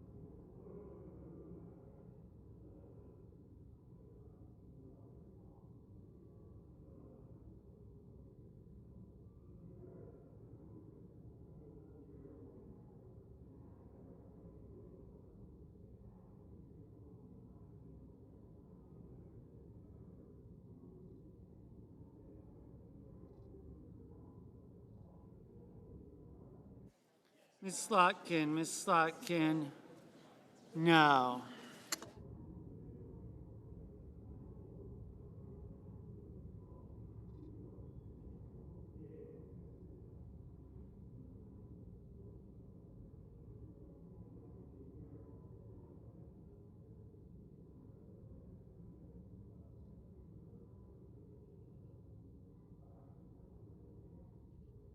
Mr.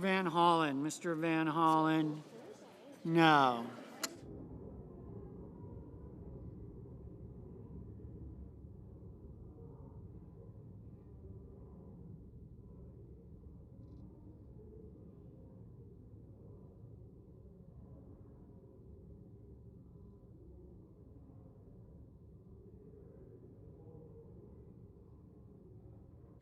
Mr. Schumer, no.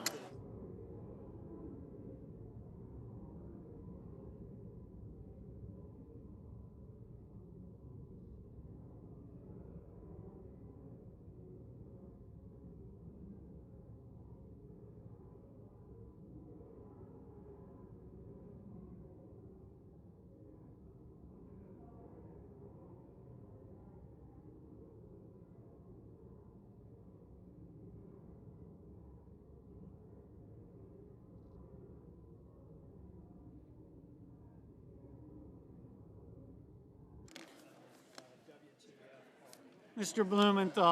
Blumenthal, no.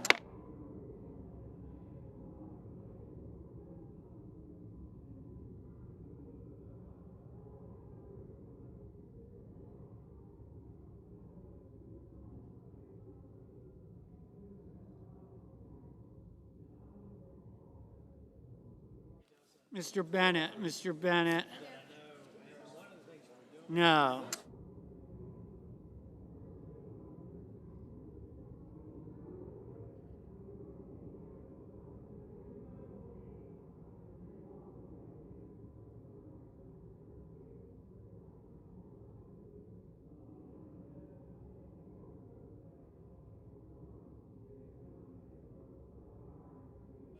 Ms. Cortez Masto,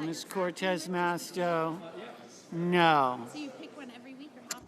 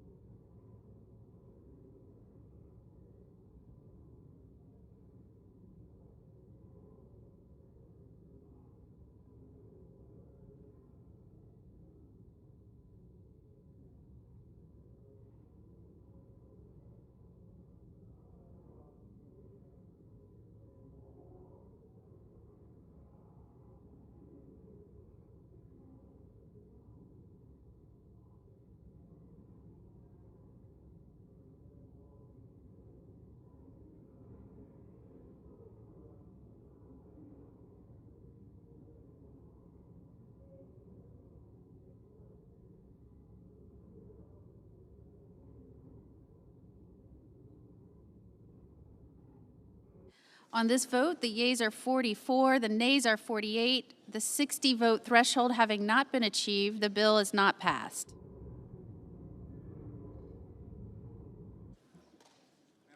Majority Leader. Madam President, I enter a motion to reconsider passage of H.R. 5371. Motion is entered. President, Democratic Leader. I enter a motion to reconsider with respect to failed vote on S 2882. The motion is entered. The clerk will report the motion to invoke cloture. Cloture motion. We, the undersigned senators, in accordance with the provisions of Rule 22 of the Standing Rules of the Senate, do hereby move to bring to a closed debate on the nomination of Michael G. Waltz of Florida to be the representative of the United States of America to the United Nations with the rank of Ambassador Extraordinary and Plenipotentiary and so forth, signed by 17 senators. Under the previous order, the mandatory quorum call under Rule 22 has been waived. The question is it the sense of the Senate that debate on the nomination of Michael G. Waltz of Florida to be the representative of the United States of America to the United Nations with the rank of Ambassador Extraordinary and Plenipotentiary and the representative of the United States of America in the Security Council of the United Nations shall be brought to a close? The yeas and nays are mandatory under the rule. The clerk will call the roll. Ms. Alsobrooks. Ms. Baldwin. Mr. Banks. Mr. Barrasso.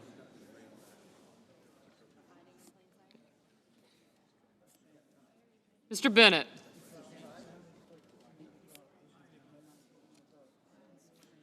Thanks. Mrs. Blackburn. Mr. Blumenthal. Ms. Rochester. Mr. Booker, Mr. Boozman.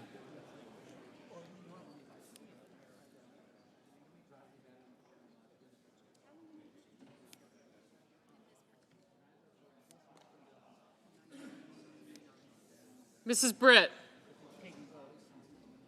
Mr. Budd.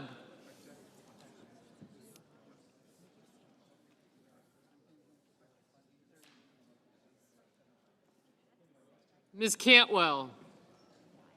Mrs. Capito. Mr. Cassidy. Ms. Collins. Mr. Coons. Mr. Cornyn. Ms. Cortez Masto. Mr. Cotton. Mr. Kramer. Thank you. Mr. Crapo.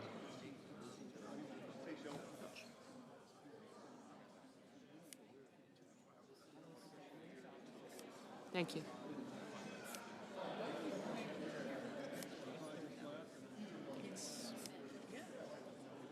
Mr. Cruz.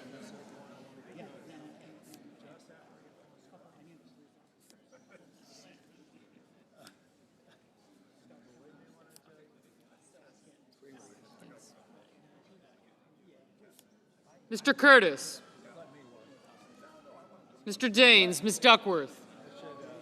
Mr. Durbin. Ms. Ernst. Mr. Fetterman, Mrs. Fisher. Mr. Gallego. Mrs. Gillibrand, Mr. Graham.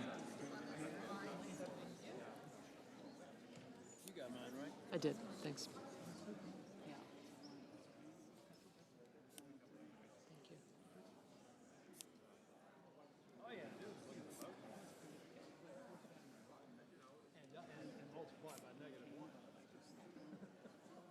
Mr. Grassley. Mr. Haggerty. Ms. Hassan.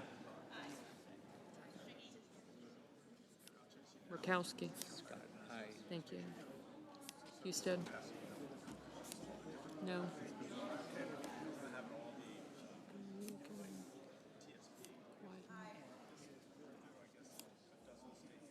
Ms. Hassan. Mr. Hawley.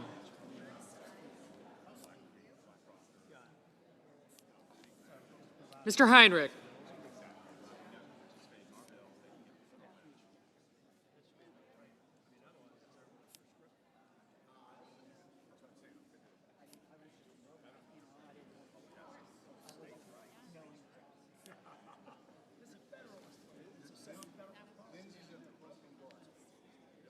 Thank you. Mr. Hickenlooper, Ms. Hirono,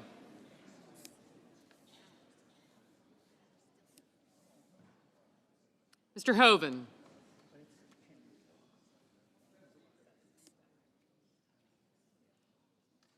Mr. Husted,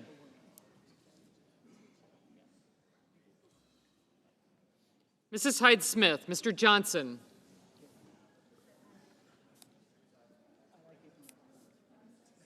Mr. Justice, Mr. Kane, Mr. Kelly,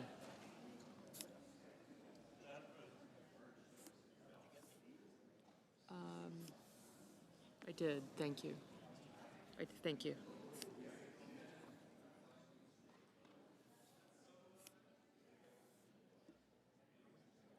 Mr. Kennedy, Mr. Kim,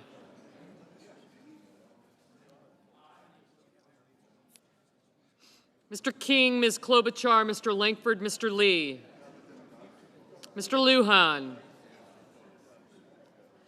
Ms. Lummis, Mr. Markey, Mr. Marshall, Mr. McConnell, Mr. McCormick, Mr. Merkley, Mrs. Moody, Mr. Moran, Mr. Marino, thank you, Mr. Mullen, Ms. Murkowski,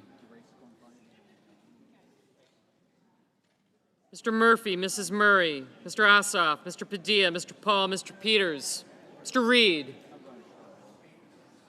Mr. Ricketts, Mr. Risch, Ms. Rosen,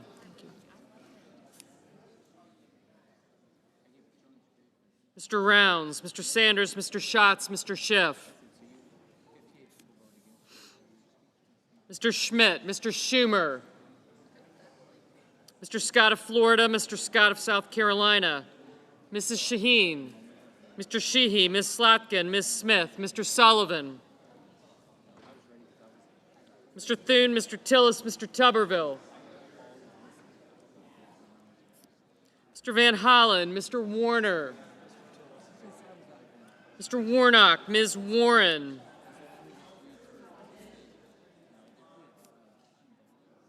Mr. Welch, Mr. Whitehouse, Mr. Wicker, Mr. Wyden, Mr. Young,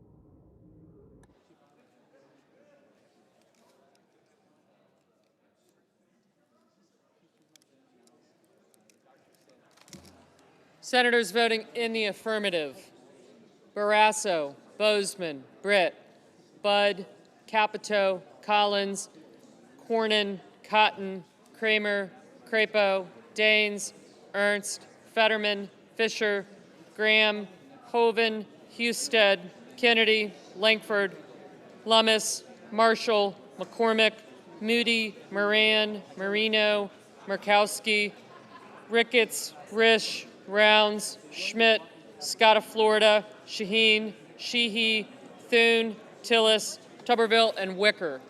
Thanks.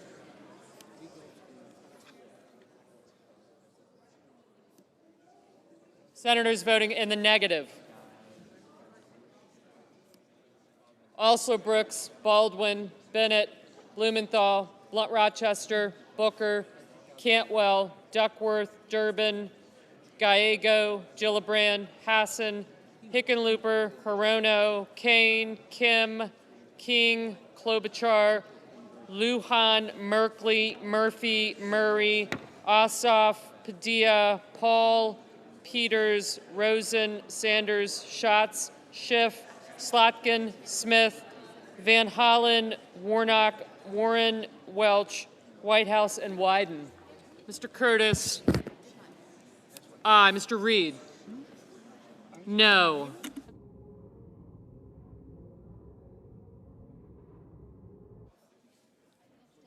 Mr. Markey? No.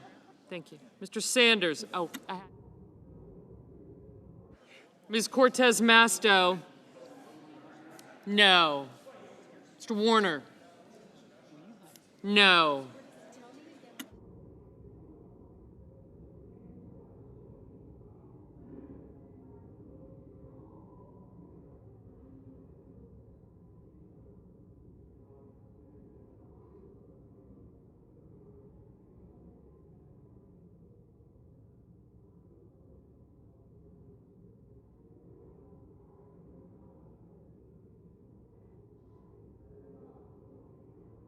Mr. Haggerty? Aye.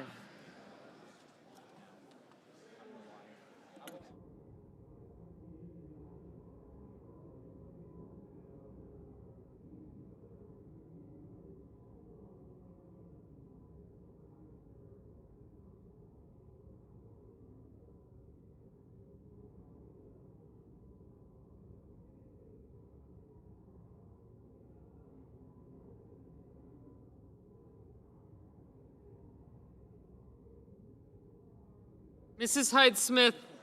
Aye.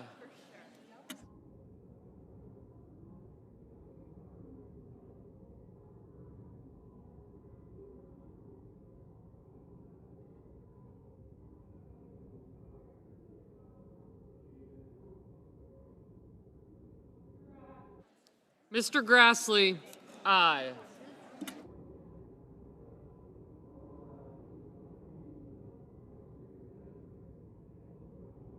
Mr. Heinrich? No.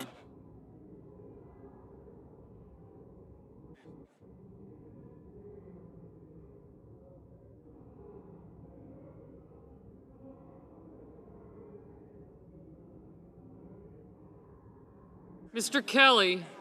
Aye.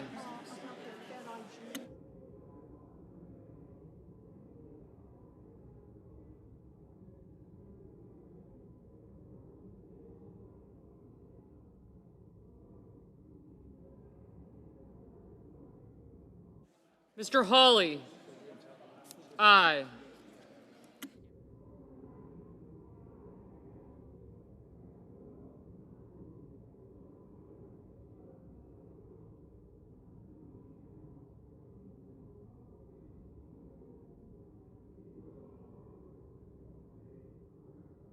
Mr. Cruz? Aye.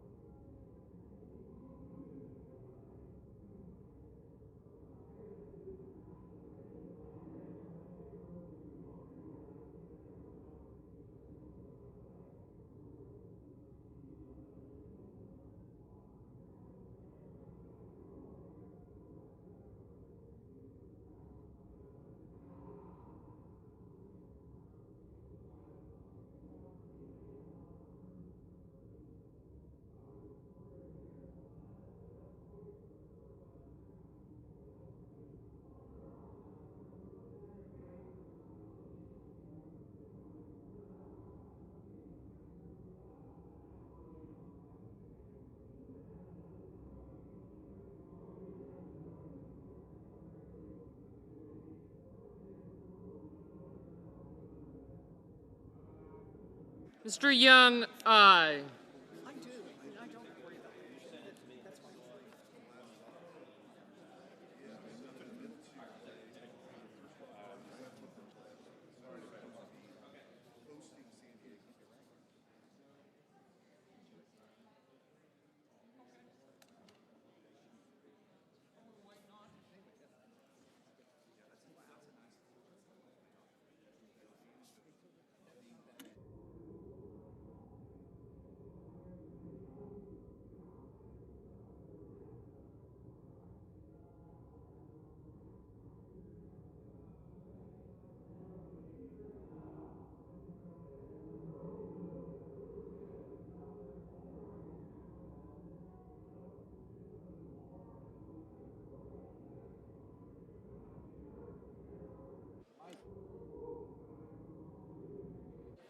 Mr. Schumer? No.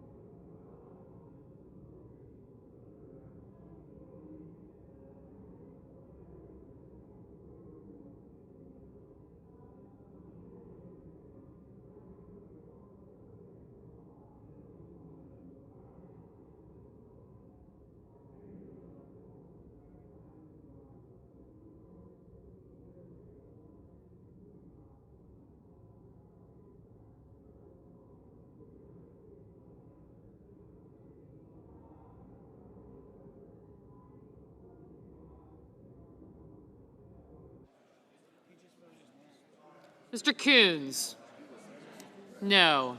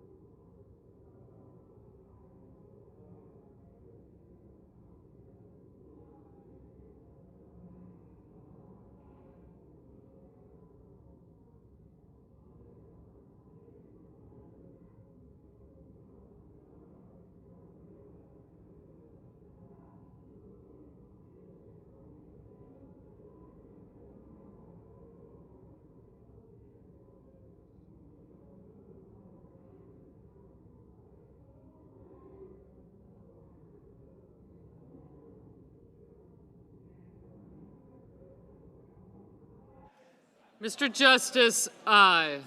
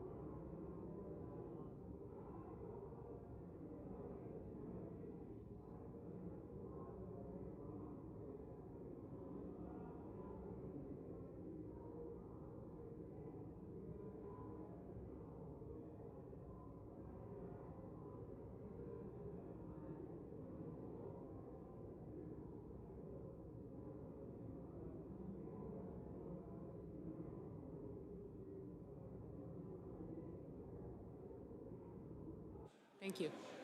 Mr. McConnell? Aye.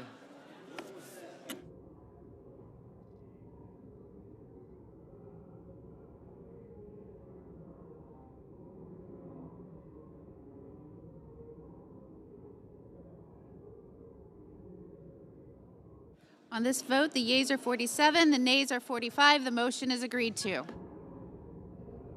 The clerk will report the nomination. Department of State, Michael G. Waltz of Florida, to be the representative of the United States of America to the United Nations. Under the previous order, the question occurs on confirmation of the nomination.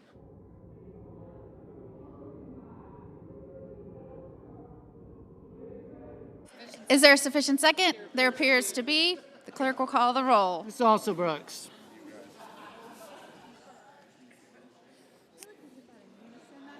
It was very much in sync.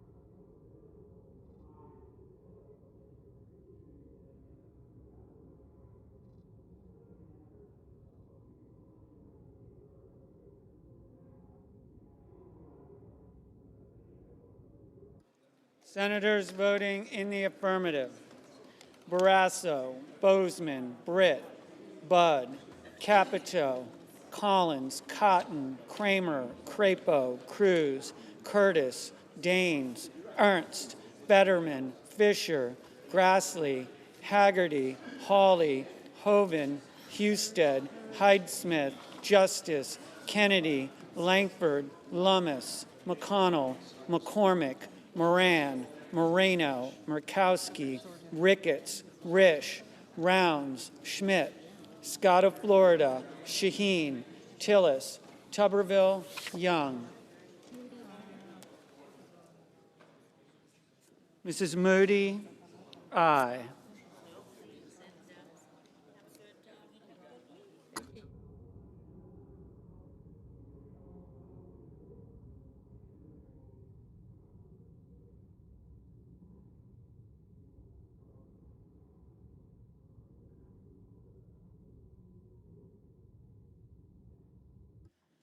Senators voting in the negative.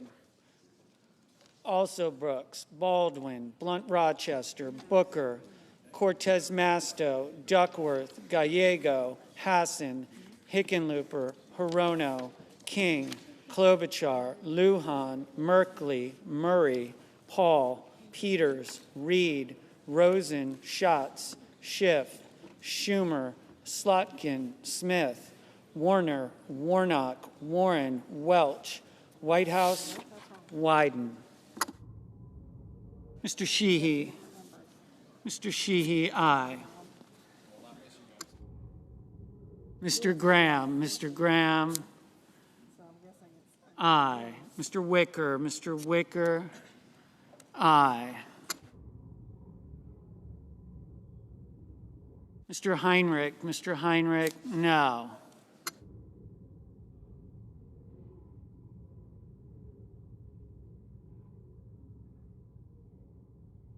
Mr. Kim. Mr. Kim, no.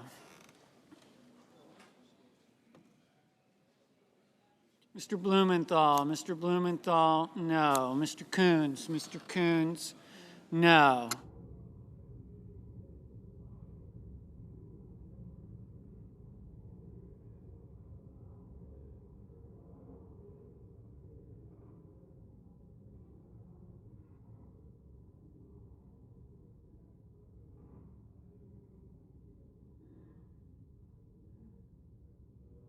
Mr. Bennett. Mr. Bennett,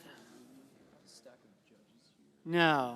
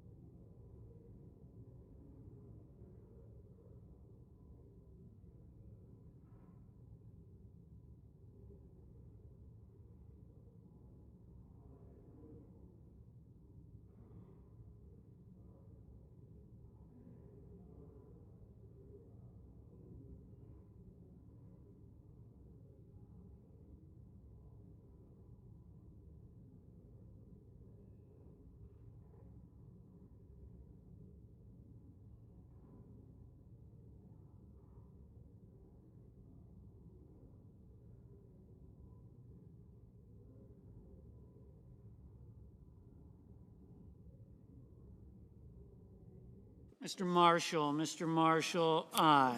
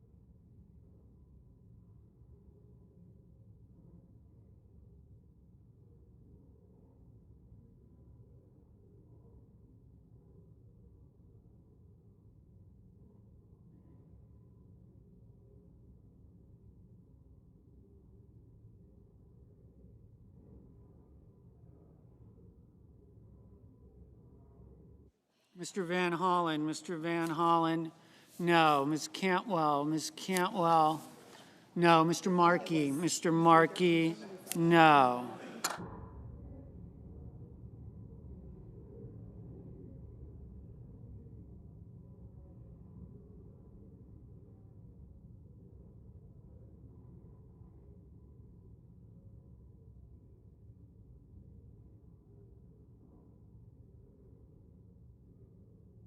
Mr. Kelly, aye.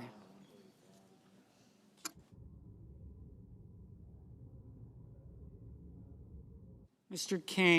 Kane, no.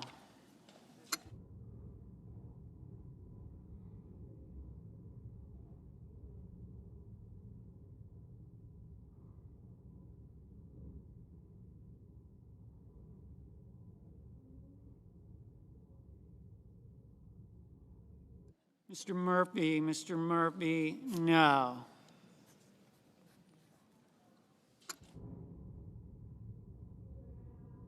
Mrs. Gillibrand, no.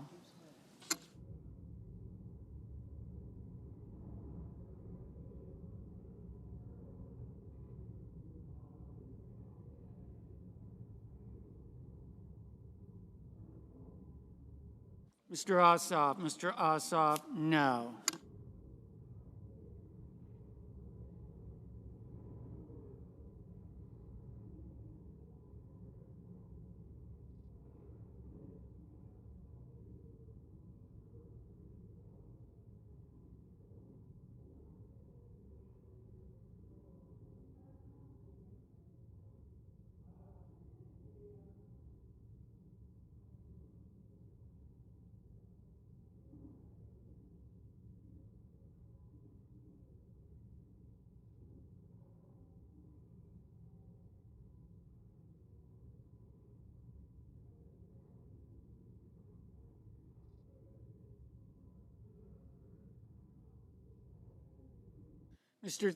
Mr. Thune, aye.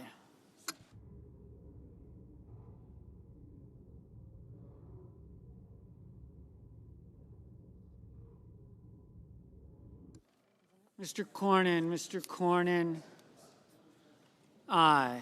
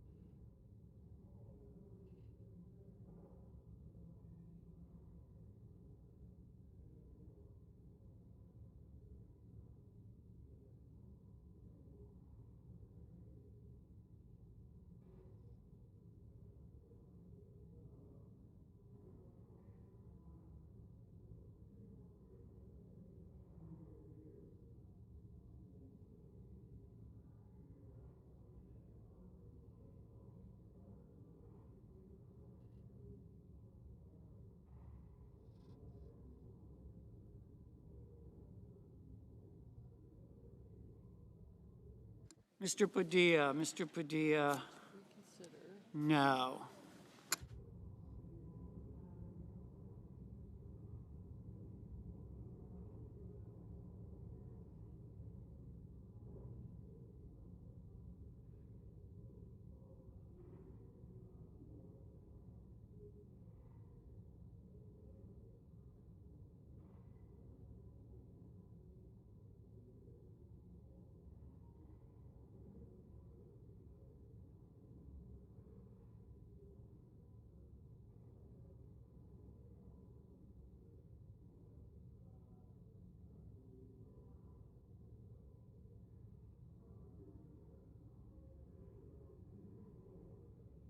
The yeas are 47, the nays are 43. The nomination is confirmed.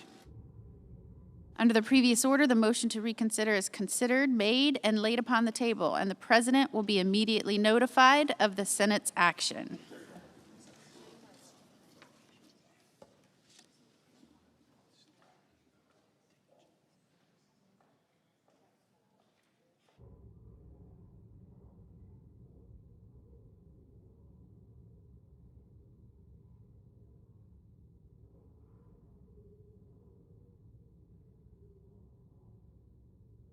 Madam President. Senator from Michigan. Madam President, I want to be very clear. The clock is ticking. On October 1st, if Congress fails to reauthorize the Cybersecurity Information Sharing Act, we are set to lose an absolutely invaluable cornerstone of our national cybersecurity defense. For the past 10 years, this law has enabled private companies and federal agencies to share cyber threat information both quickly and securely before attacks spread. The protections in this law enable us to mitigate threats before cybersecurity systems become compromised, and irreversible damage is inflicted across our country.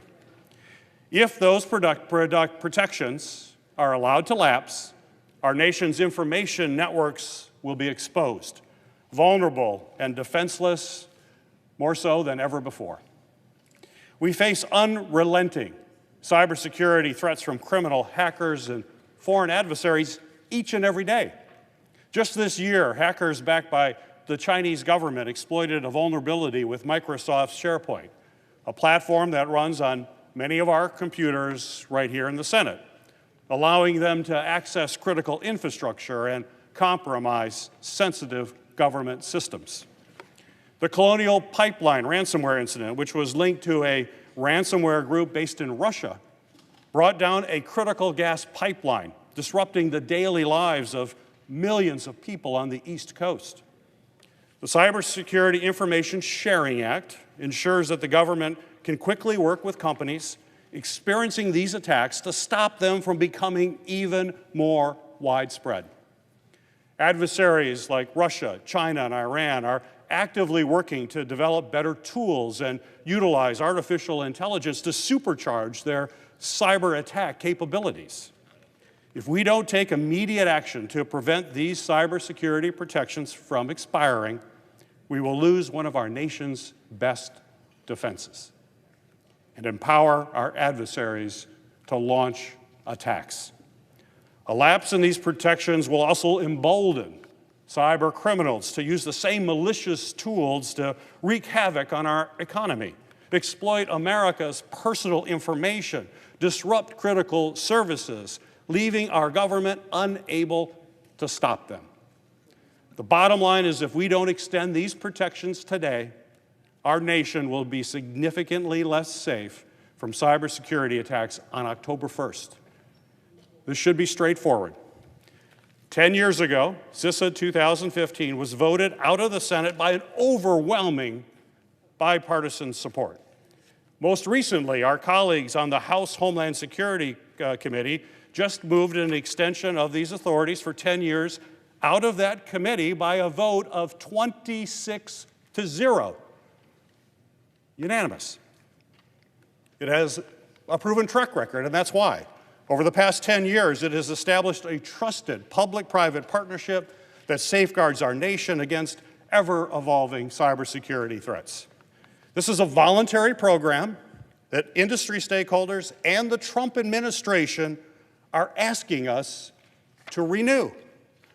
Organizations including the Business Roundtable, the Business Software Alliance, the Banking Policy Institute, the Chamber of Commerce, and the Information Technology Industry Council, and I can go on and on, all support extending these critical protections to ensure that businesses can effectively share information with the federal government and work collaboratively when a breach occurs. There is no question that as cyber attackers get more sophisticated, we will need to do even more to shore up our defenses. But we absolutely must prevent any further harm that would result from a lapse of this proven law. That's why it was disappointing to see that after making a public commitment to work on renewing this legislation earlier this year, the Republican chairman of the Homeland Security and Governmental Affairs Committee abruptly canceled a committee business meeting this week where we were expected to debate and vote on this very important bill and extension. Committee members on both sides of the aisle want to see action to prevent this law from expiring in the next few days. But we are blocked from even having a discussion about the policy or draft legislation. The chairman's actions are not only at odds with our committee and my colleagues that sit on the Homeland Security Committee, but with our colleagues on the House Homeland Security Committee and Trump administration officials, including Homeland Security Secretary Kristi Noem and National Cyber Security Director Sean Cairncross, all who want to see this extension for 10 years. In April of this year, Senator Rounds and I introduced a bipartisan bill that would provide a clean extension for the law for 10 years, ensuring that the private sector can continue to rely on these protections for years to come. With just days before this law will expire, and without action from the chairman of the committee, I urge my colleagues to quickly pass this bill. Keep one of our strongest cybersecurity defenses in place. If we don't move now, we will essentially open the door for cyber criminals and foreign adversaries to do irrevocable damage to our information networks, our major industries, and our economy as a whole. So, Madam Chair, as if in legislative session, I ask unanimous consent that the Committee on Homeland Security and Government Affairs be discharged from further consideration of S-1337, and the Senate proceed to its immediate consideration, that the bill be considered read a third time and passed, and the motion to reconsider be considered made and laid upon the table with no intervening action or debate. Madam Is there an President. objection? Madam President, Senator from Kentucky. I object. Objection is heard.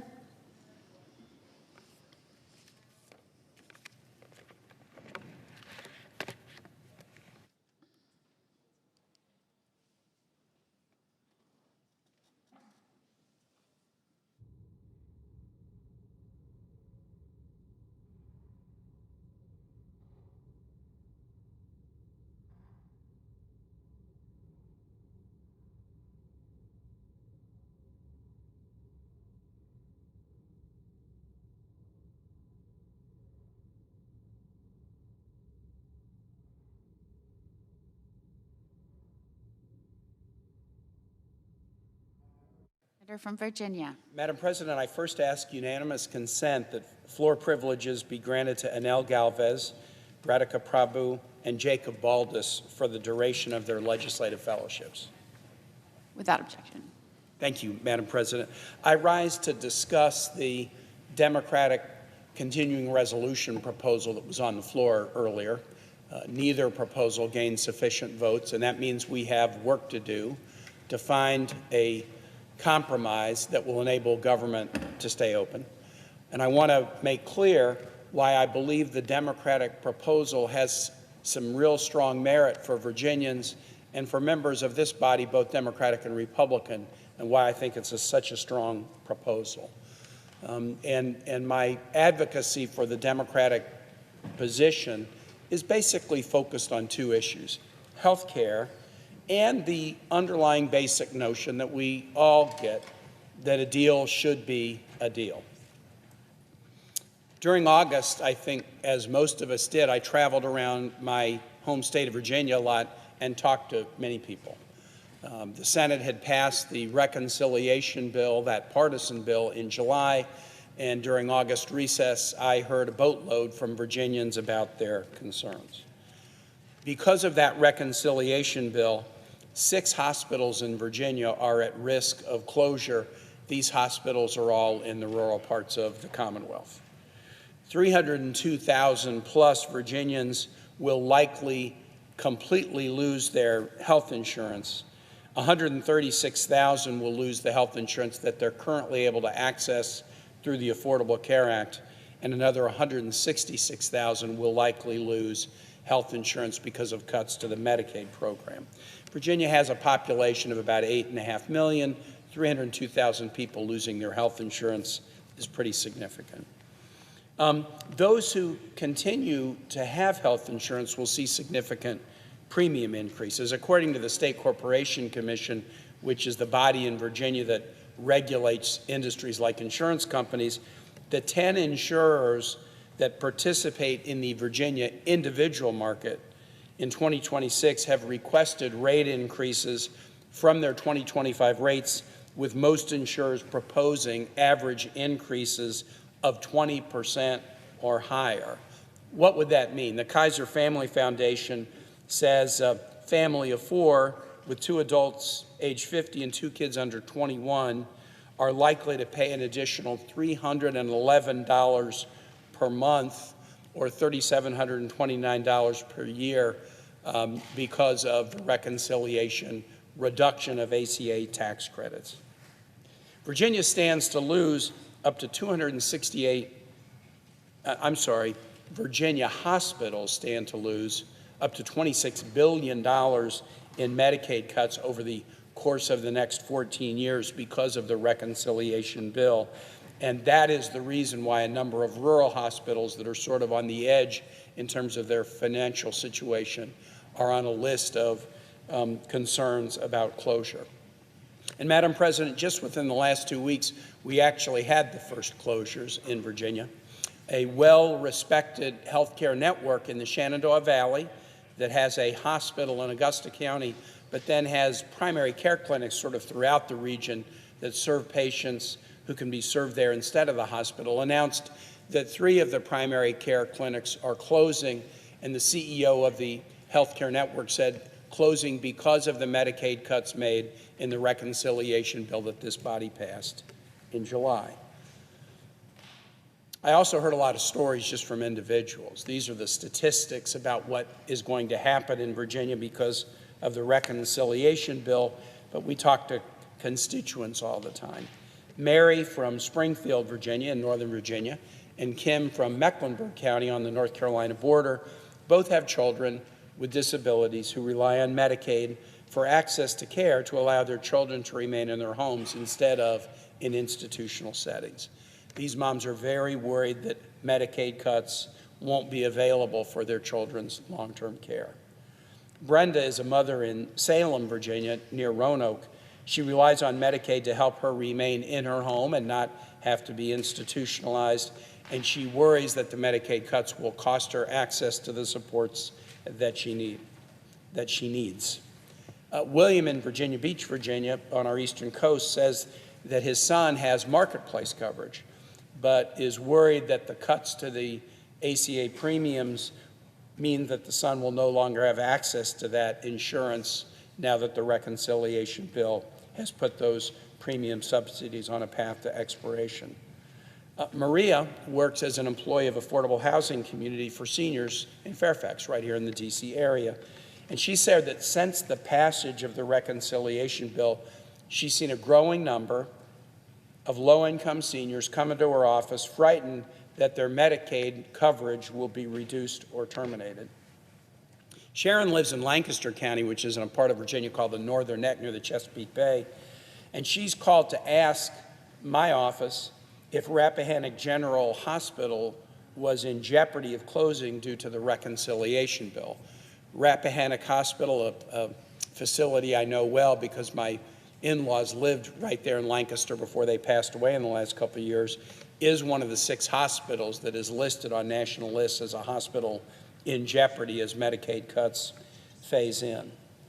And then finally, Caroline from Lynchburg, Virginia, and Central Virginia has had coverage through the Virginia Marketplace and is concerned that she'll no longer have access to the tax credits and subsidies that have helped her afford health insurance.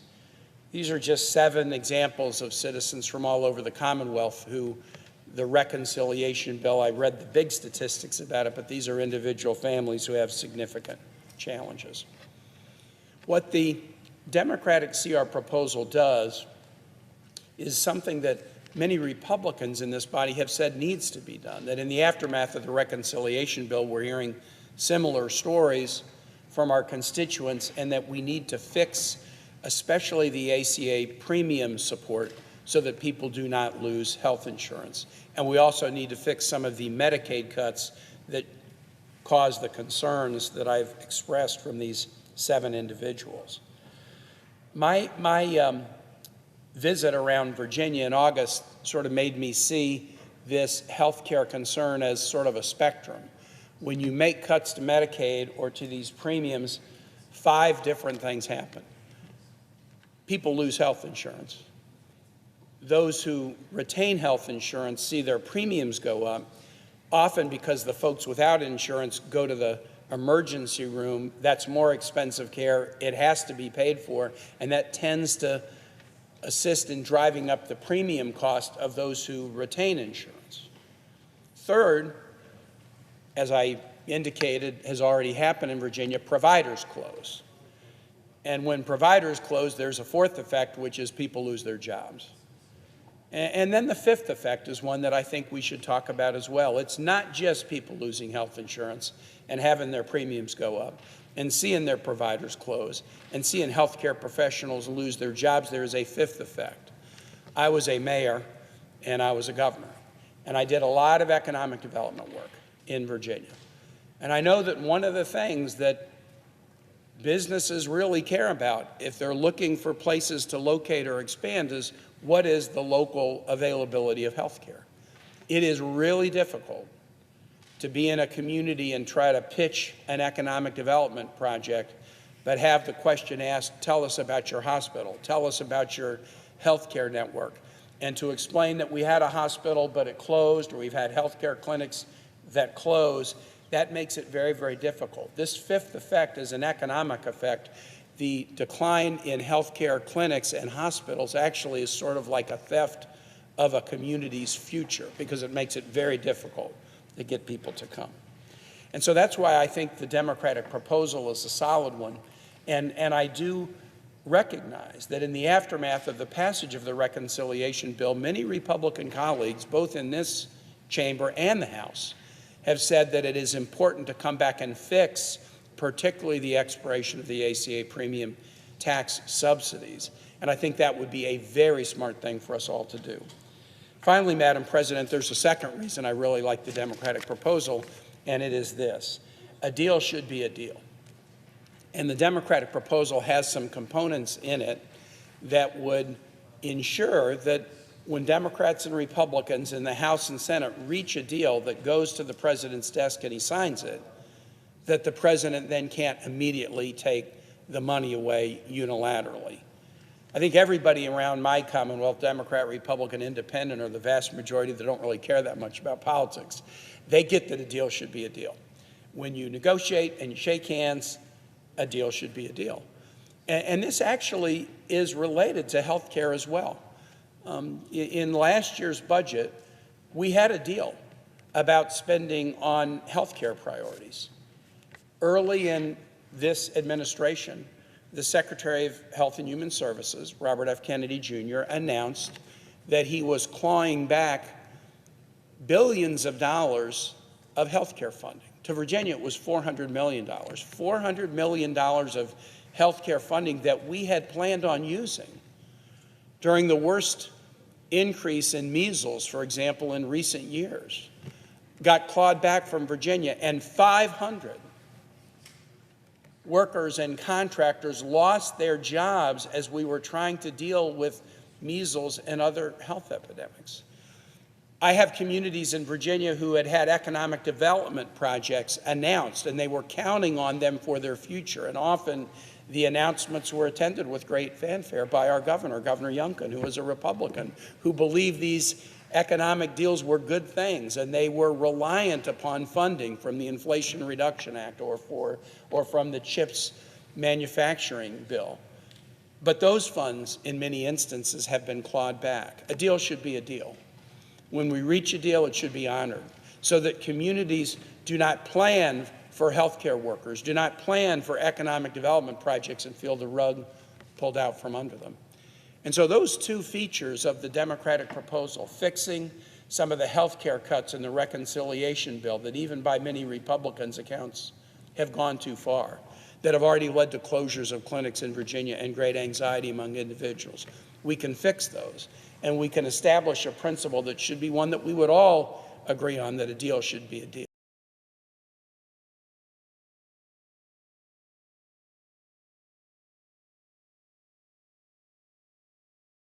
Democratic proposals that would serve Democrats, Republicans, independents all over this country, and make sure that we include them going forward. And with that, Madam President, I yield the floor.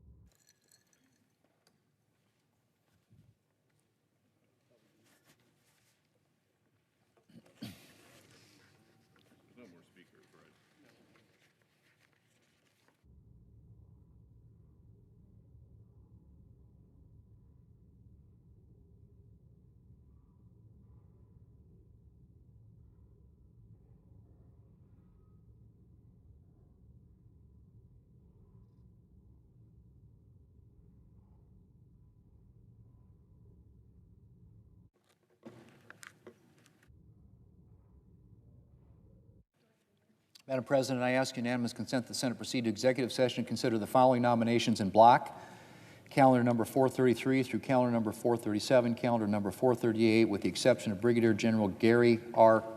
Charlton II, calendar number 439 through 447, and calendar number 449 and calendar number 450, and all nominations on the Secretary's desk with the exception of PN 89, that the nominations be confirmed in block, the motion to reconsider be considered made and laid upon the table, with no intervening action or debate, that no further motions be in order to any of the nominations, the President be immediately notified of the Senate's action, and the Senate then resume legislative session.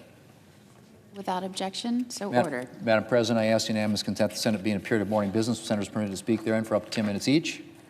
Without objection. And I ask unanimous consent that the Committee on Homeland Security and Government Affairs be discharged from further consideration of S-269 and that the Senate proceed to its immediate consideration. Clerk will report.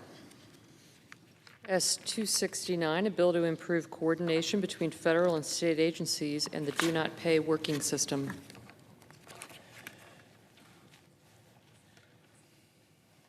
Without objection, the committee is discharged and the Senate will proceed to the measure.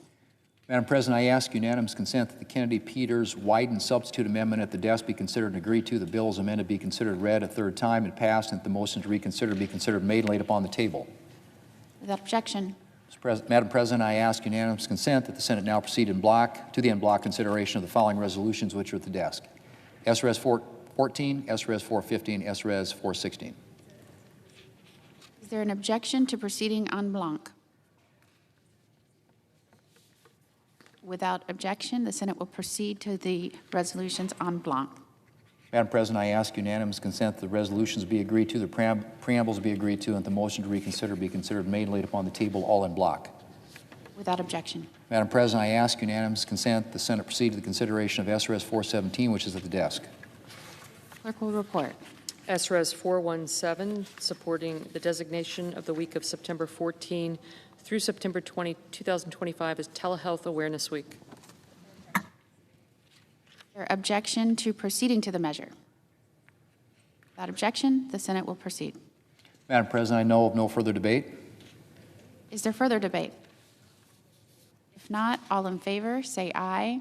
Aye. Aye. Those opposed, no. The ayes appear to have it. Ayes do have it. The resolution is agreed to. Madam President, I ask unanimous consent that the preamble be agreed to and the motion to reconsider be considered made and laid upon the table with no intervening action or debate. Without objection. Madam President, I ask unanimous consent that the Committee on the Judiciary be discharged from further consideration. The Senate now proceed to S-Res 225. Clerk will report. S-Res 225, designating the week of September 14 through September 20, 2025 as National Truck Driver Appreciation Week. Is there objection to proceeding on the measure? Without objection, the Senate will proceed. Madam President, I ask unanimous consent the resolution be agreed to, the preamble be agreed to, and the motion to reconsider be considered made and laid upon the table with no intervening action or debate. Without objection. Madam President, I move to proceed to calendar number 161, S-2806. Clerk will report.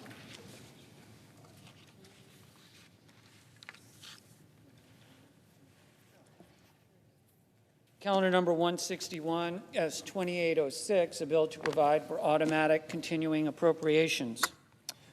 Madam President, I send a cloture motion to the desk for the motion to proceed to calendar number 161, S-2806. Clerk will report the cloture motion.